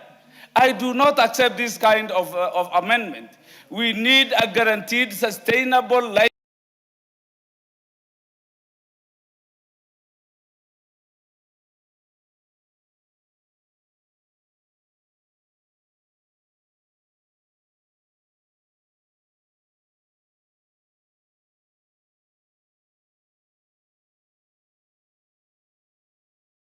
The fishermen are that. The committee has put up a transition of 2 years from the date of commencement of this act. Indeed, Honorable Speaker, let me put it on record. In Lake Victoria, the police of Kenya and the people involved in Uganda have more or less imposed some restriction on the type of the nets that can be used. So the transition to the rightful nets and fishing gear is already on the way. A 2-year transition from where I sit could be enough. And as we proceed, we must make arrangements to put a fund aside to ensure that these fishermen can get these right gears within a certain transition period we are talking about. But to open it up completely, Honorable, they could be having a lot in the Indian Ocean. But probably the fate that is befalling Lake Victoria will soon catch up with them and will got the same problem. I plead with them, a 2-year transition is adequate. Is the order, you want, order, honorable members, order. Yes. Chair, do you have, within the transition itself, since you are going to be collecting a levy, do you have a system in which you are going to empower those small-scale fishermen in the Coast Province with the right nets themselves that are essentially conform to the kind of what they call restrictions you want to enforce, or you just want them to go and look for these big, rather expensive nets themselves? In this transition, is there a fund put aside to empower these fishermen to transit into the bigger ones? Bas, thank you. Thank you, Honorable Chairman. And Honorable Chair, as the chair of committee and the entire committee of Blue Economy, Honorable Speaker, we went around this country, all the fishing counties, from Nyanza to Western. I went myself, I was in Lamu, Kwale, and everywhere. We were also with Honorable Owen Baya in his constituency, and also Honorable Rueda's constituency in Lamu. I was there myself, Honorable Speaker. And this issue of the fishing gears, especially the fishing nets, is very emotive and close to the hearts of the fishing communities, Honorable Speaker. Honorable Speaker, the substantive bill, this one, and clause 41, actually bans those fishing, the current fishing nets. Those are monofilament nets and those other nets. Because also, Honorable Speaker, as a House, we also passed the WTO treaties on fisheries in this House, which actually bans those kind of nets. We also passed some other international treaties on fishing, Honorable Speaker. And as a country, and even in our constitution, any treaties we pass as a House forms part of our constitution. But again, Honorable Speaker, as representatives of the people, the members of parliament, the members of the Blue Economy, who went round to do a public participation, we discussed with the ministry and also with the government that you cannot again ban these nets. You cannot tell the people don't use these nets without providing an alternative. They need to give them an alternative because there are people who defend the fishing 100%. They don't have any other alternative. So, Honorable Speaker, what does my committee did? The committee, Honorable Speaker, under the transition clauses on 210, which is there, Honorable Speaker, all those areas, those nets, we have given a transition that the fishermen, they are going to use their current nets or those sea nets and the monofilament nets for a period of 2 years. And Honorable Speaker, on that 2 years, I want to draw the attention of the House to also a new clause 41A, which we have introduced. And in this clause 41A, Honorable Speaker, the amendment seeks to provide a subsidies for the manufacture of a fishing gears during this time. We are providing we are telling the government you need to provide a subsidy to these manufacturers so that in 2 years' time, we have the manufacturers. Manufacturer is an investor, is a rich person. Yes. Order. Yes, manufacturer, I'm coming there. Order for the benefit of the chair. Manufacturer is an investor, is a rich person. What are you doing to empower? Order. The chair is talking and everybody is talking from. What are you doing to empower those local fishermen who are subsistence fishermen? So, Honorable Speaker, if you check what... what Honorable Rueda told you. Yes, yes. That if you, and that's what if you remove it... Honorable Speaker. Yes. Also in this amendment, we have a fisheries fund. I think it is here. We passed under 27. You have to be... 27, under clause 27, Honorable Speaker. Under that fishing fund, we have also said the funds will go to help the small additional fishermen so that they are able to get those affordable even fishing gears. And Honorable Speaker, as a government also, under this 41A, we are saying the manufacturers, Honorable Speaker, the government is going to give subsidies in terms of like taxation, it to be removed, so that we make it affordable. The right gears, it becomes affordable to the fishermen. So, Honorable Chair, that is enough if we have to have a sustainable fishing in the country. What's your point about Rueda? Chair, on the clause 41, the amendment of the chair of the committee is not saying what the chair is saying now. This is the story on the other page, 210.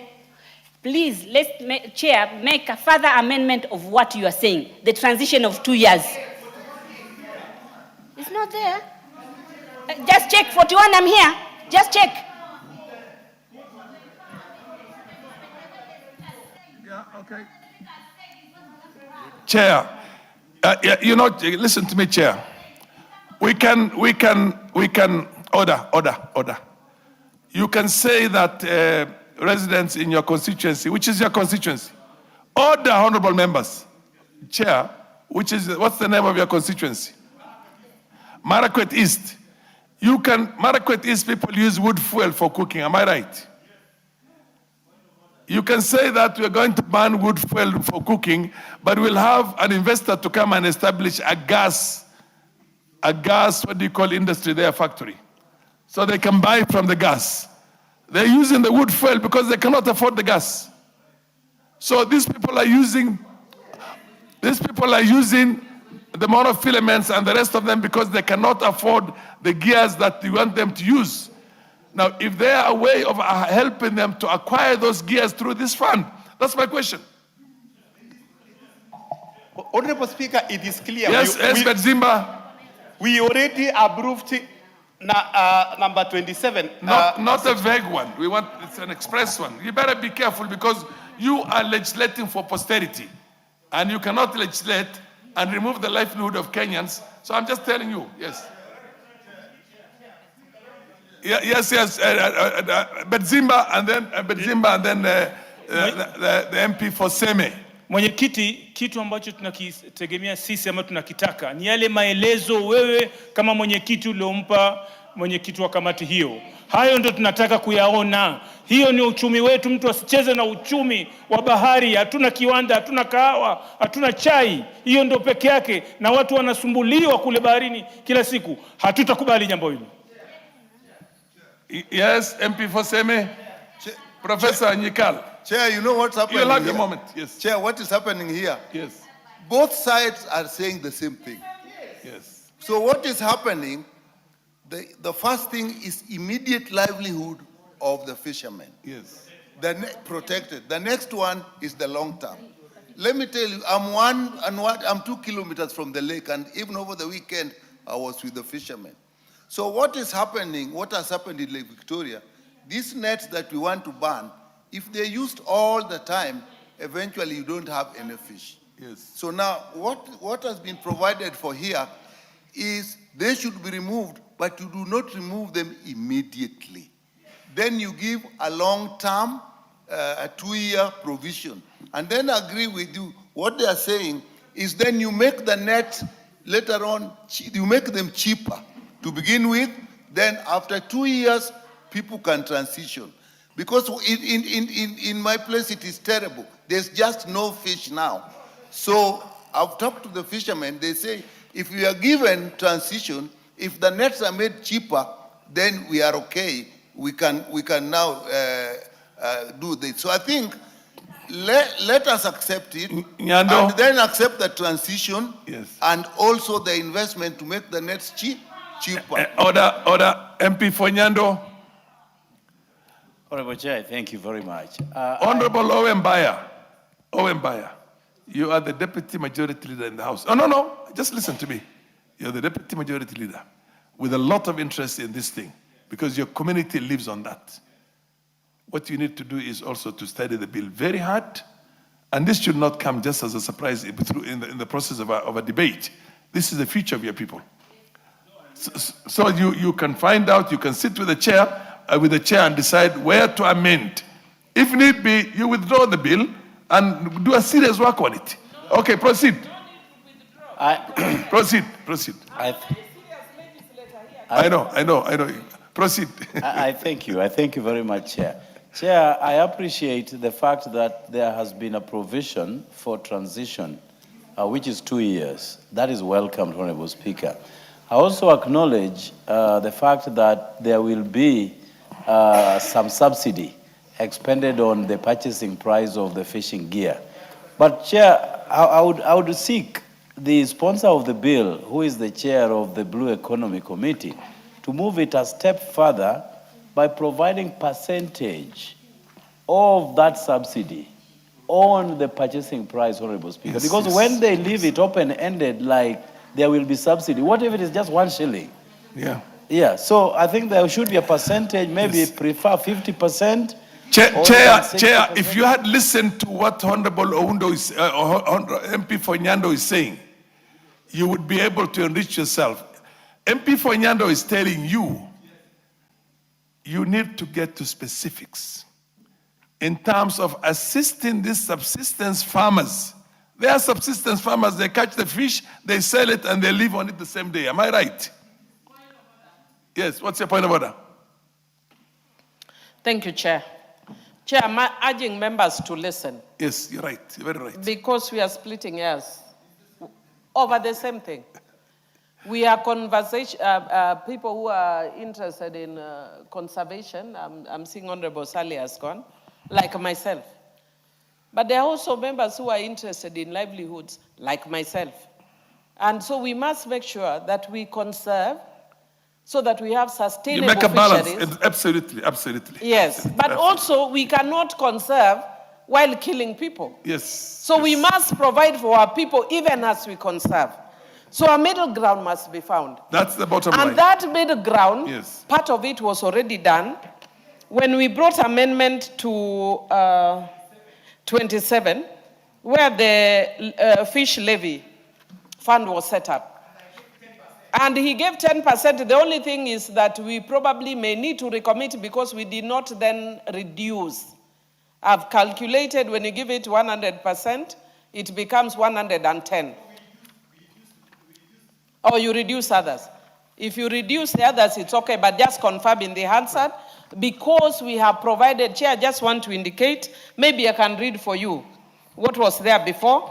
The levy collected under subsection 12 shall be apportioned as follows: 20% to research and innovation in blue economy, 20% to be applied for fish stock assessment allocated to the Kenya Marine Fisheries Institute, 20% for monitoring, control, and surveillance, 5% to Fisheries Observer Program, 5% to Blue Economy Fisheries Management, 20% for capacity building scholarships awards, 10% was for the administration, but we added 10% to artisanal fishers. And the 10% for artisanal fishers was for purposes of issues like this. And if we want us to do it further, we may need to then recommit 27% and say that it shall be for purposes of this, but not necessarily so. We can make us have a further amendment, have a new clause that we have agreed with the chair that talks about the welfare of the fishers. We could actually then say, make reference to that 27. Yes, yeah, agree to be informed.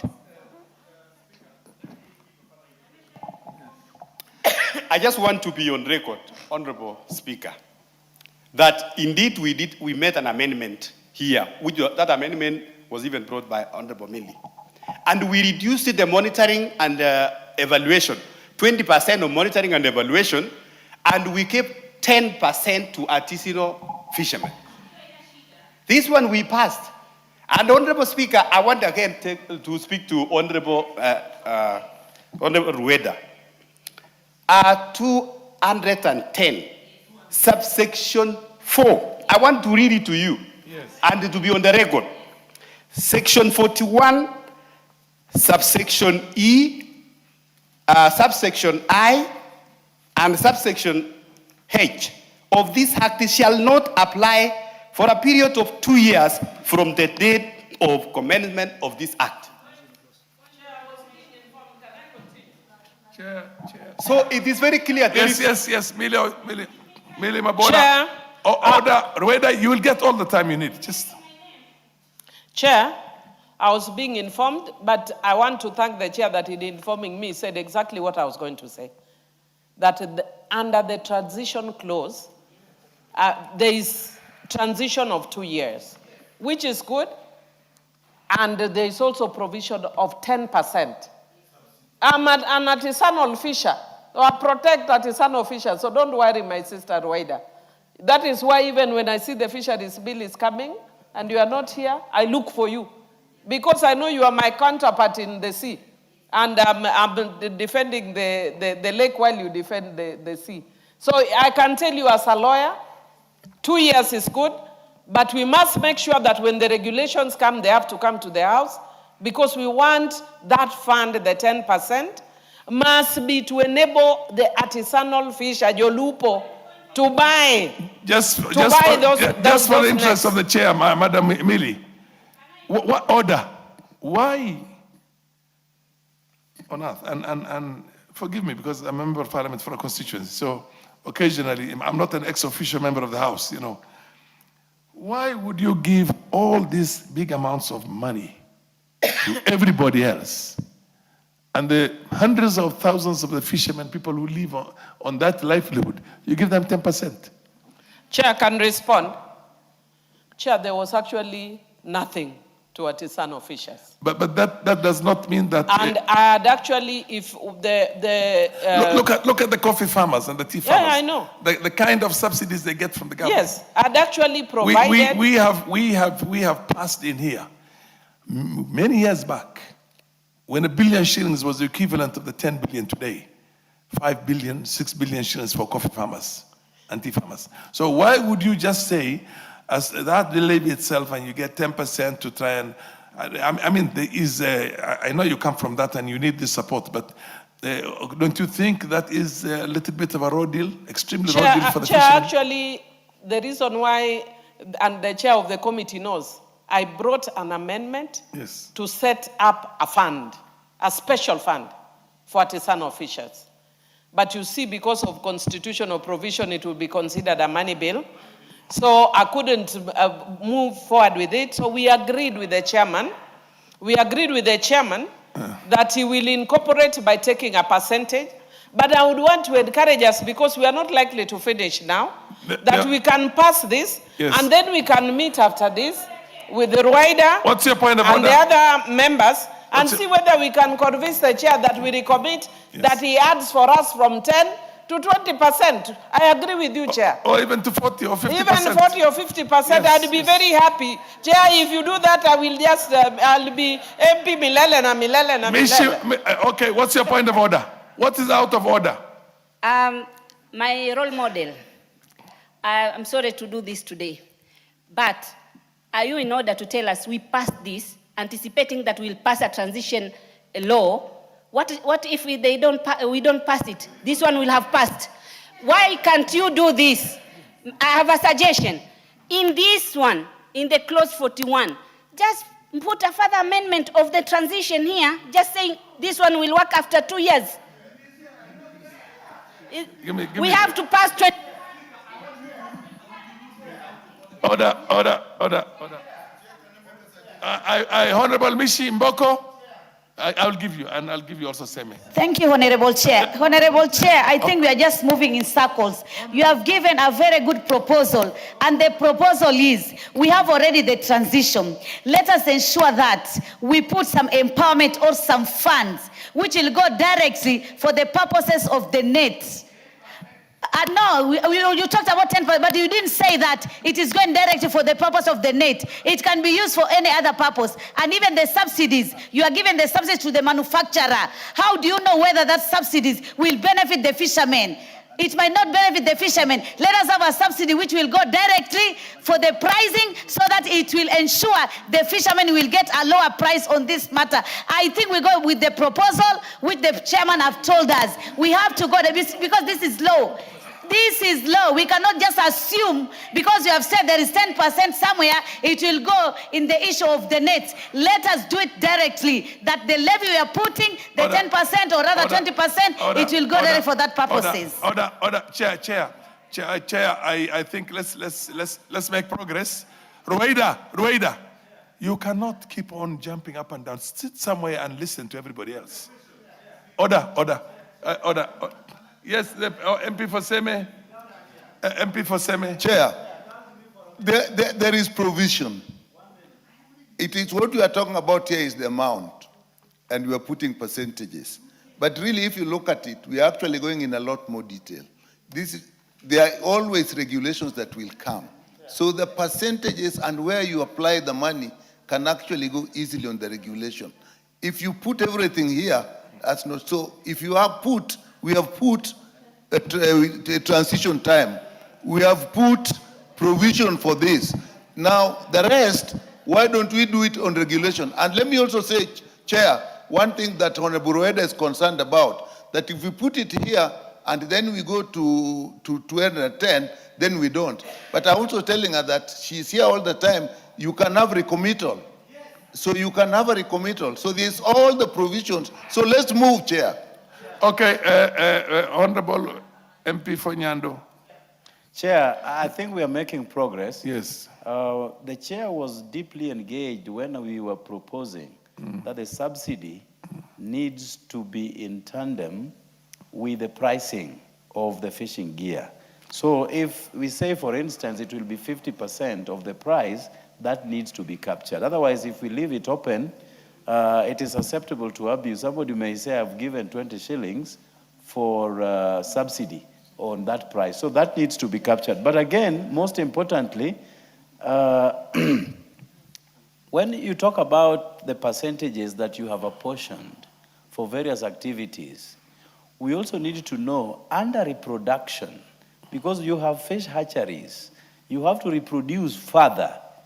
So how much percentage has been given for reproduction? Because we may at the end of the day fish everything, but we have nothing at the end of the day. Ondo. Chair, actually my colleague Honorable Jared has clearly put it, the point of concern of sustainability. Honorable Chair, I would imagine when the Cabinet Secretary gives incentives, it comes with the conditions.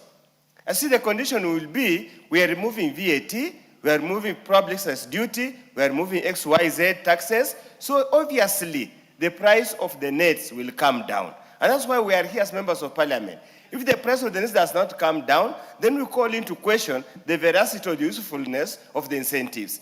Honorable Speaker, I think we need to make progress. The transition clause is already provided for, a fund has already been provided for. The challenge is normally affordability. And if we can manage to reduce the cost, then our farmer, our fisher folks will manage in any whichever way to get the right gears over time. And we also need to organize our fisher folks in terms of cooperatives, in terms of any other arrangement, where they can get some funds through the government or any other arrangement through the counties, so that they can also lower the cost of acquiring the correct fishing gear. Rafael but we can't leave it open. Rafael Wanjala.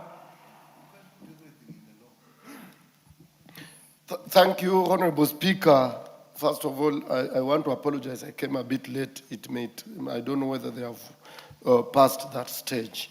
As I agree with them what they are talking about, the cost of the fishing nets and so on. But I just want to remind them that as we decide on the size of the nets to be used in the lake, we also have people who do fishing using hooks. Hooks are also of different sizes. But for a hook to be used, you have to put a bait on it. And mostly we use, again, some smaller fish as a bait. What will happen that you have, when we have decided to not to stop these other small fishing nets, and yet the fishermen who want to use hooks would want to use would want to get the small fish to use as bait. Yes, on hooks. So I wanted them to decide which nets will remain to be used to get those size of the fish for the hooks. Chair,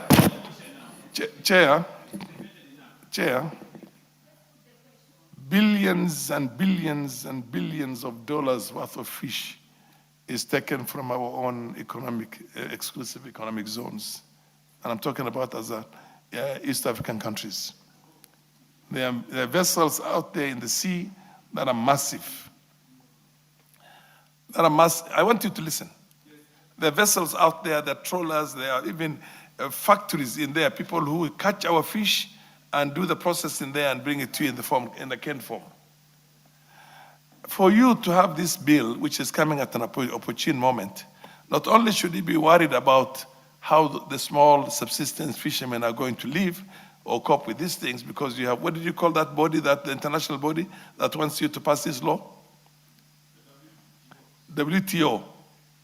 WTO wants you to pass, and for your information, WTO doesn't care about third world countries. They're there to be exploited. Order. Why don't you have a very progressive one in which you think of having cooperative societies, the same manner in which the coffee sector, the tea sector have been developed in here? I know the livestock sector from my side nobody has cared about us, but at least now that we have the fishing sector in Parliament here for the debate, why don't you think of a very progressive bill that essentially is going to take care of a lot of things, helping the fishermen to go into cooperatives, to do the right gears, to be able to buy even vessels that they can use themselves through the kind of fund you're talking about. You get my point? Because right now we have a housing levy fund, which is 1 point what? And we're building what? Hundreds of thousands of units. We're going to millions of units.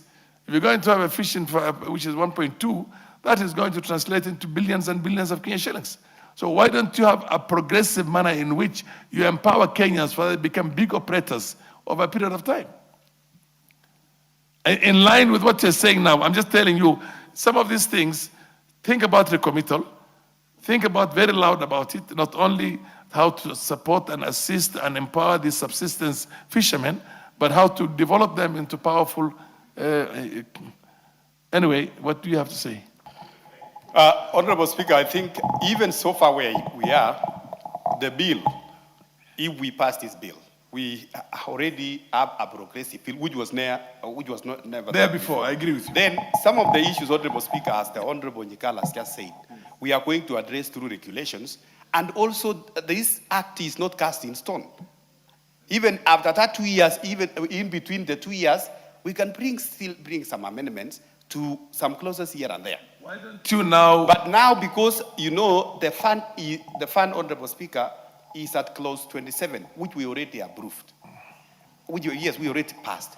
So we will have a further discussion if there is need to recommit. That's the point. So then, so give an undertaking. So that we make a progress, Honorable Speaker.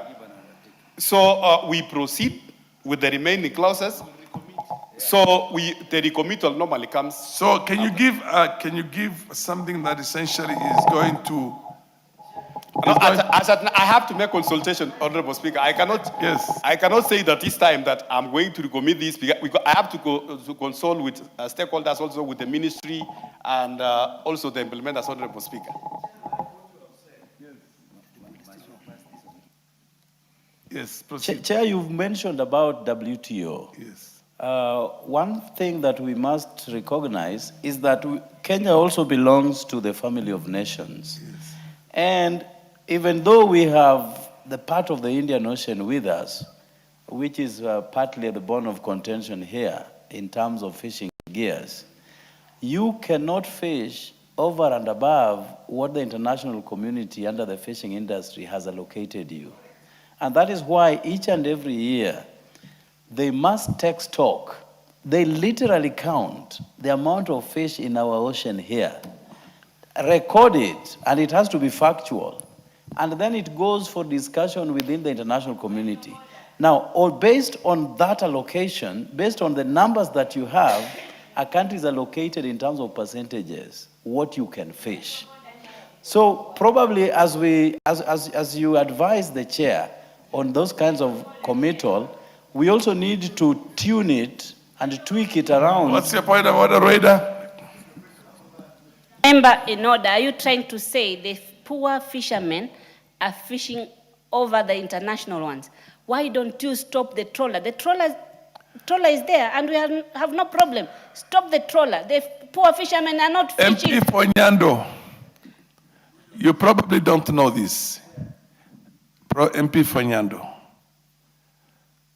Billions and hundreds of billions worth of one fish off the East African shores are poached by Chinese, by Spanish, by everybody, Thais, by everybody. So in a sense, yeah, proceed now. I wanted you to give an undertaking for a recommittal. Speaker. In the recommittal, yes. Speaker, I cannot give an undertaking of recommittal because this law we have to consult with all members, but I am ready for recommittal, Honorable Speaker, upon consultation with all the stakeholders, including the ministry and also Council of Governors, Honorable Speaker. So, but I want to assure the House that we are going to pass a progressive laws, a law which is not going to oppress fishermen, but going to help them in their livelihood.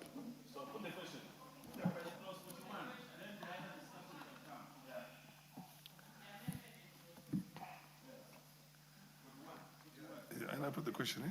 Yes. I now put the question that clause 41 be amended as proposed. Will as many have opinion say aye? Aye. Will as many have contrary opinion say nay? The ayes have it. I now put the question that clause 41 as amended be part of the bill. Will as many have opinion say aye? Aye. Will as many have contrary opinion say nay? The ayes have it. The effect of that is that the proposed amendment by Council Tandasa goes and Rwanda falls. There is a transitional. The effect of that is that both amendments of Kasam Tandaza and Rwanda fall. But then you have to consult, sit down, and agree on the percentages. Personally, if you ask me, anything less than 40% for the farmers, in my opinion, is a joke. If you want to have a vibrant fishing industry, particularly in the Indian Ocean, where the resources are enormous in their multitudes, and Kenya needs to cash in on that. No, we can only go for the recommittal. The point is that there has to be an understanding between you and you go for the recommittal. So recommittal is what he has undertaken. Chair Ruto. Yeah. Chair, before you move that, clearly there is need for a serious consultation for there to be recommittal because this bill cannot be concluded today. It can't. Yes. It is.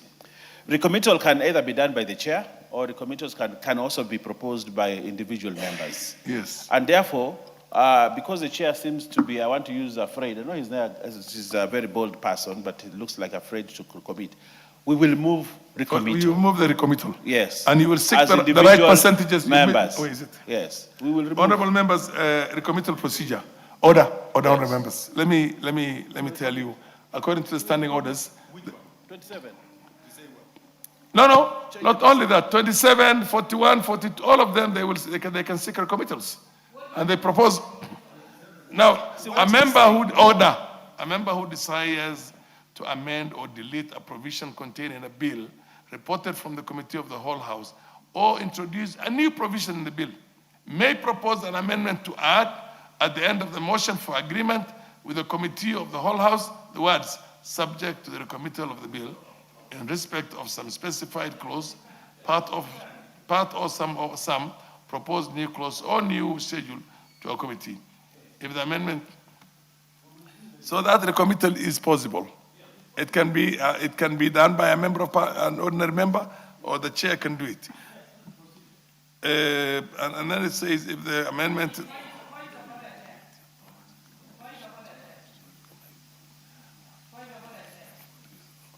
Yes.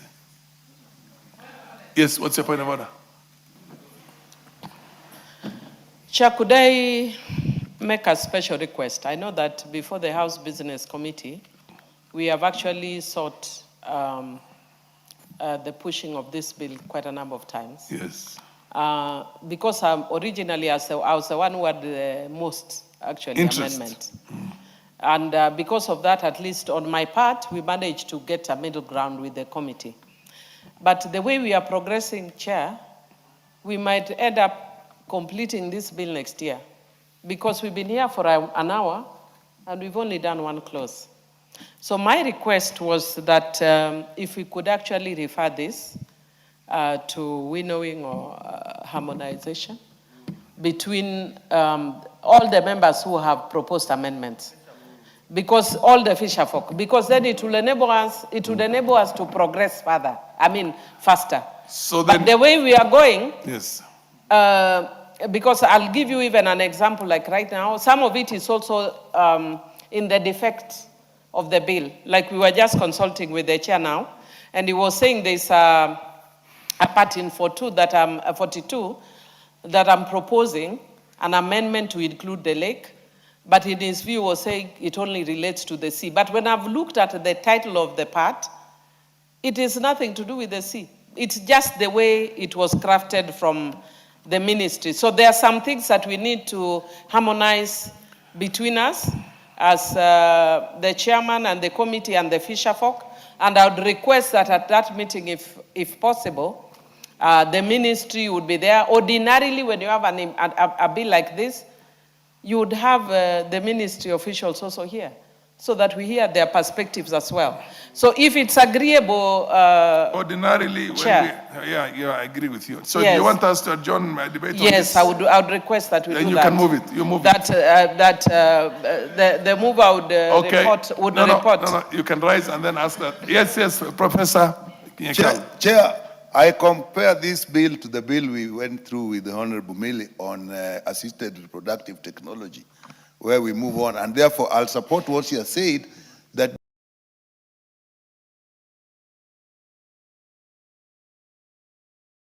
there's winnowing. You give a period for winnowing.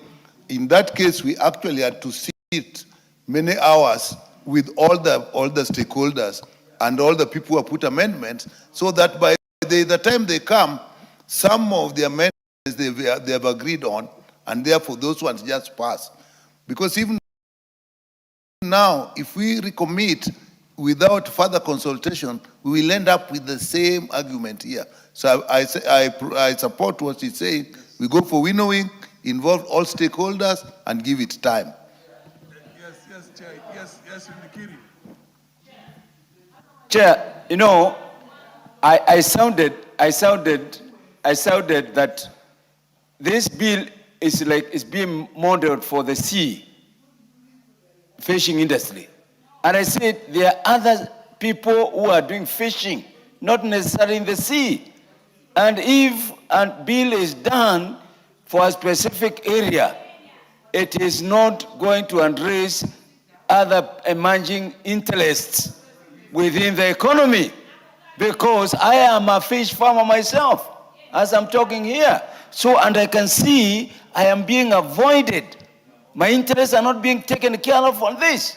And that's why I'm saying we should follow the way senior lawyer as recommended. Let's go back and address all the people and the interests of everybody who is doing fish farming.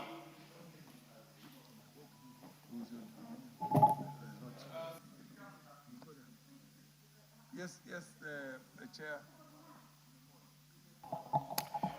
Honorable Speaker, this bill, the fisheries bill, the new fisheries bill we have, is as a result of nullification of the entire fisheries bill 2016 by the Malindi Court. And Honorable Speaker, by Malindi High Court. So, Honorable Speaker, for the last 2 years, this bill, at one point it wanted to originate from the Senate, but it got stuck there. They were not able to make progress. It took us almost 1 year to be where we are now. But again, we have both timelines in the court and also timelines in terms of legislation. If this bill is not going to be approved in this session, it lapses and then we have to do it afresh.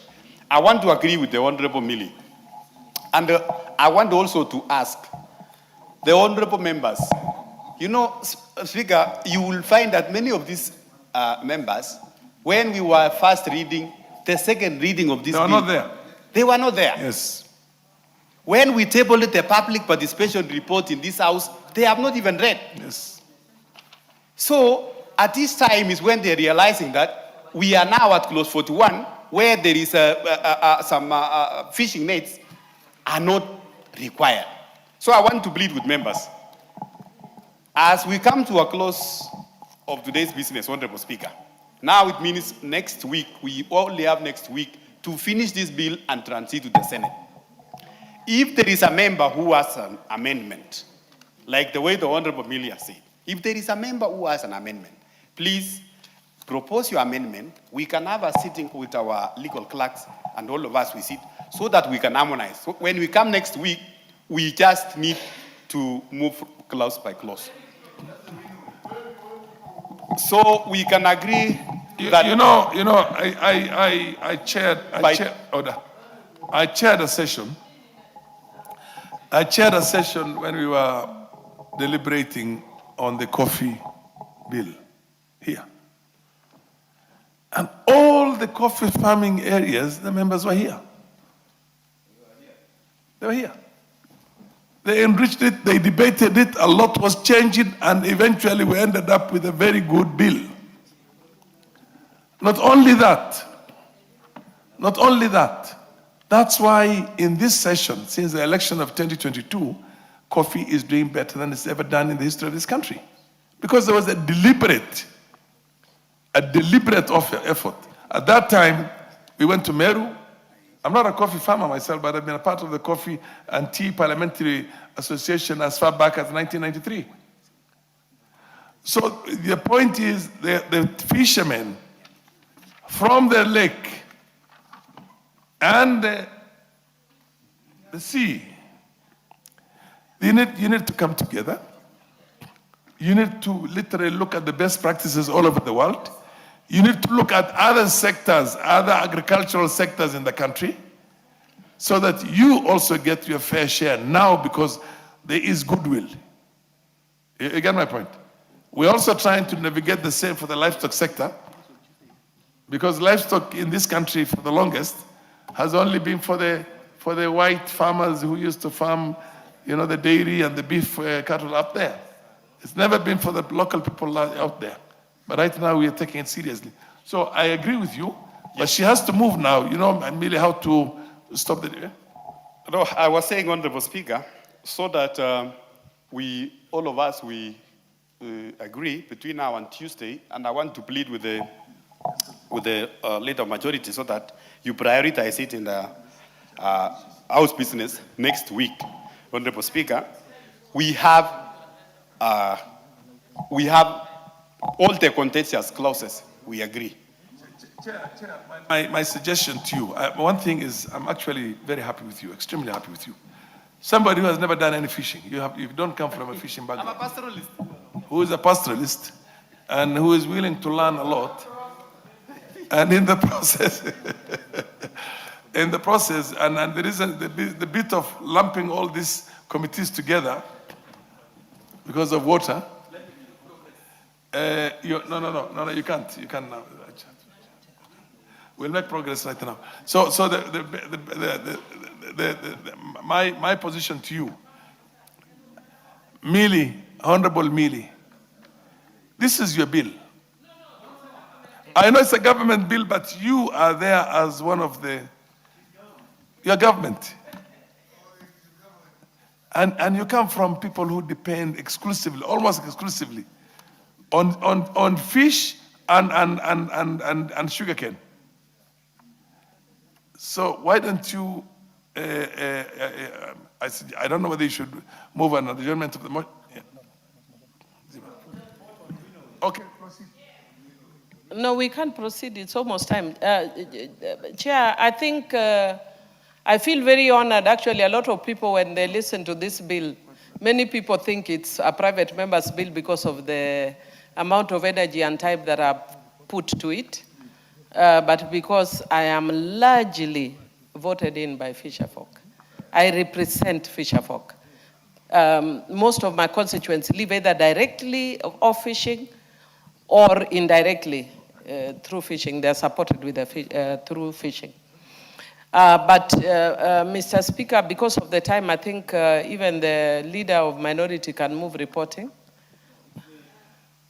What I suggest, you report progress, yeah. Yeah. We report progress, yes. And I think the chair can do that. But we will, Millie sits in the House business. So as we're reconfiguring business for next week, we need to make sure this bill, because I can see there's limited space for next week because of the issues. And if we do not find space for it this next week, it will lapse, and which is dangerous. So we would trust you and our leadership to ensure that we have it on the order paper for next week so that we complete for Tuesday or Wednesday. And we cannot take the risk of Thursday. Can I just... Yes. Chair, I know that there is quite heavy business next week. Yeah. And so even if I'm putting this on to loading or requesting the House business to load it, perhaps we may be forced to, as somebody has suggested, that we have an extra sitting. And some of us actually are going to be forced to make major changes, even in our schedules. I wasn't supposed to be around next week, but I'll be forced to stay. So I would be requesting members, if possible, because there is no time. Otherwise, it would lapse. If we could find time either tomorrow or Monday. I know members go to constituencies, but we need to agree either tomorrow or Monday to do the winnowing. Otherwise, we'll come back to the same issue. So we need to agree to do either Monday or Tuesday. And Rueda.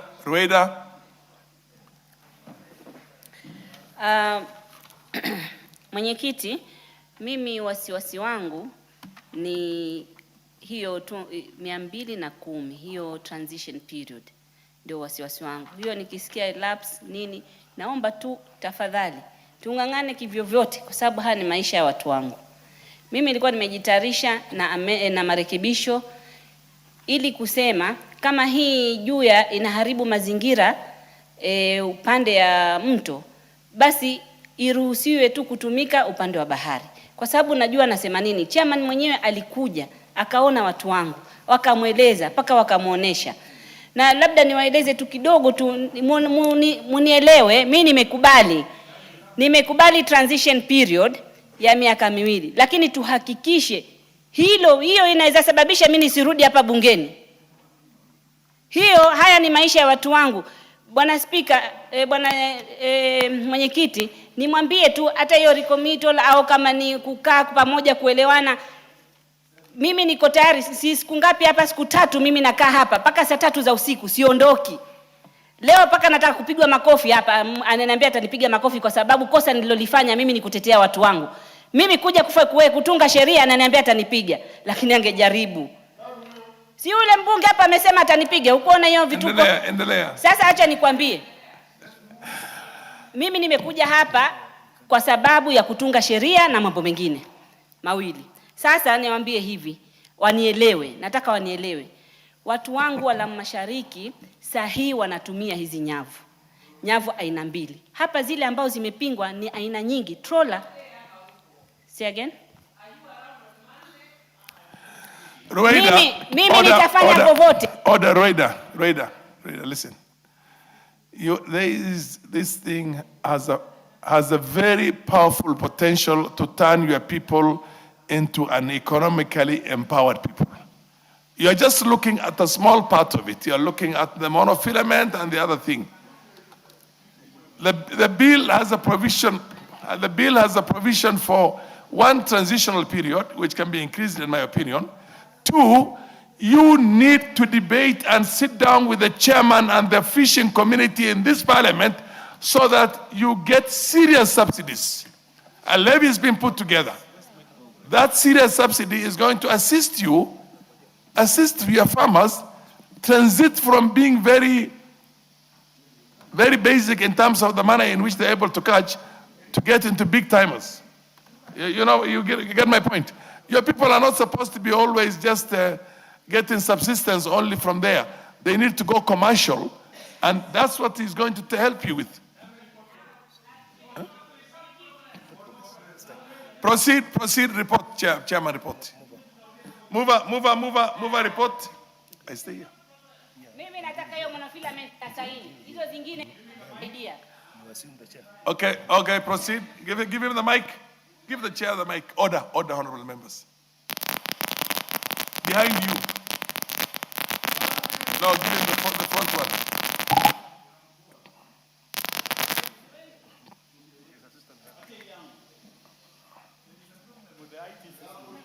Okay, go to where Rindikiri is. Rindikiri.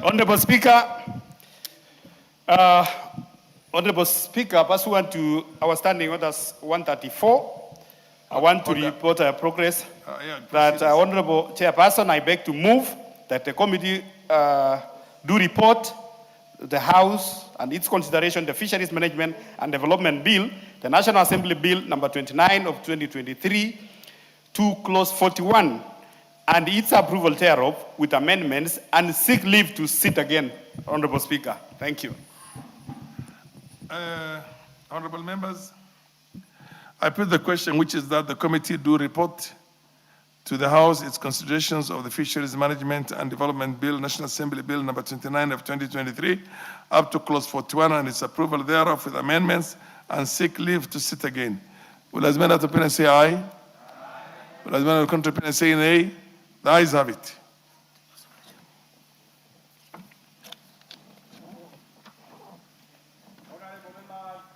Mr. Speaker.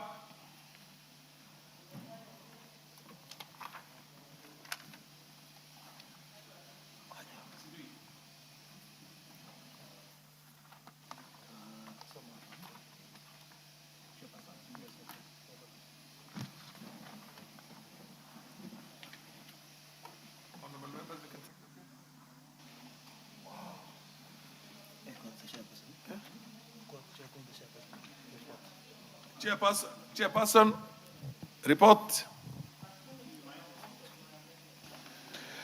Honorable Speaker, I beg to report that the Committee of the whole House has considered the Fisheries Management and Development Bill, National Assembly Bill number 29 of 2023, up to the provisions relating to clause 41, and approved the same with amendments and seek leave to sit again. Continue up to that. Mover of the bill. Mover.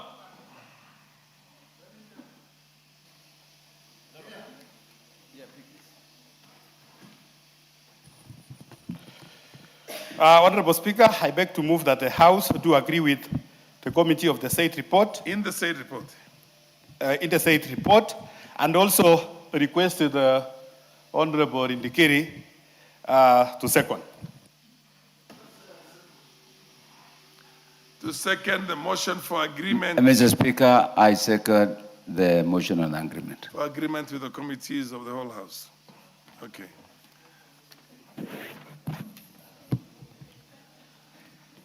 Honorable members, order. Mishimboko, order. Honorable members, I propose the question, which is that the House do agree with the committee in the said report.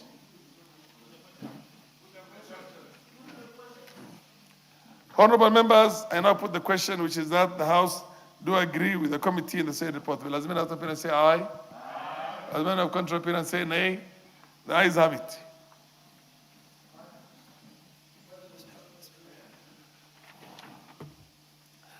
Honorable members, the time being 7:04 p.m., this House stands adjourned until Tuesday, the 30th of June, the year 2026, at 2:30 p.m.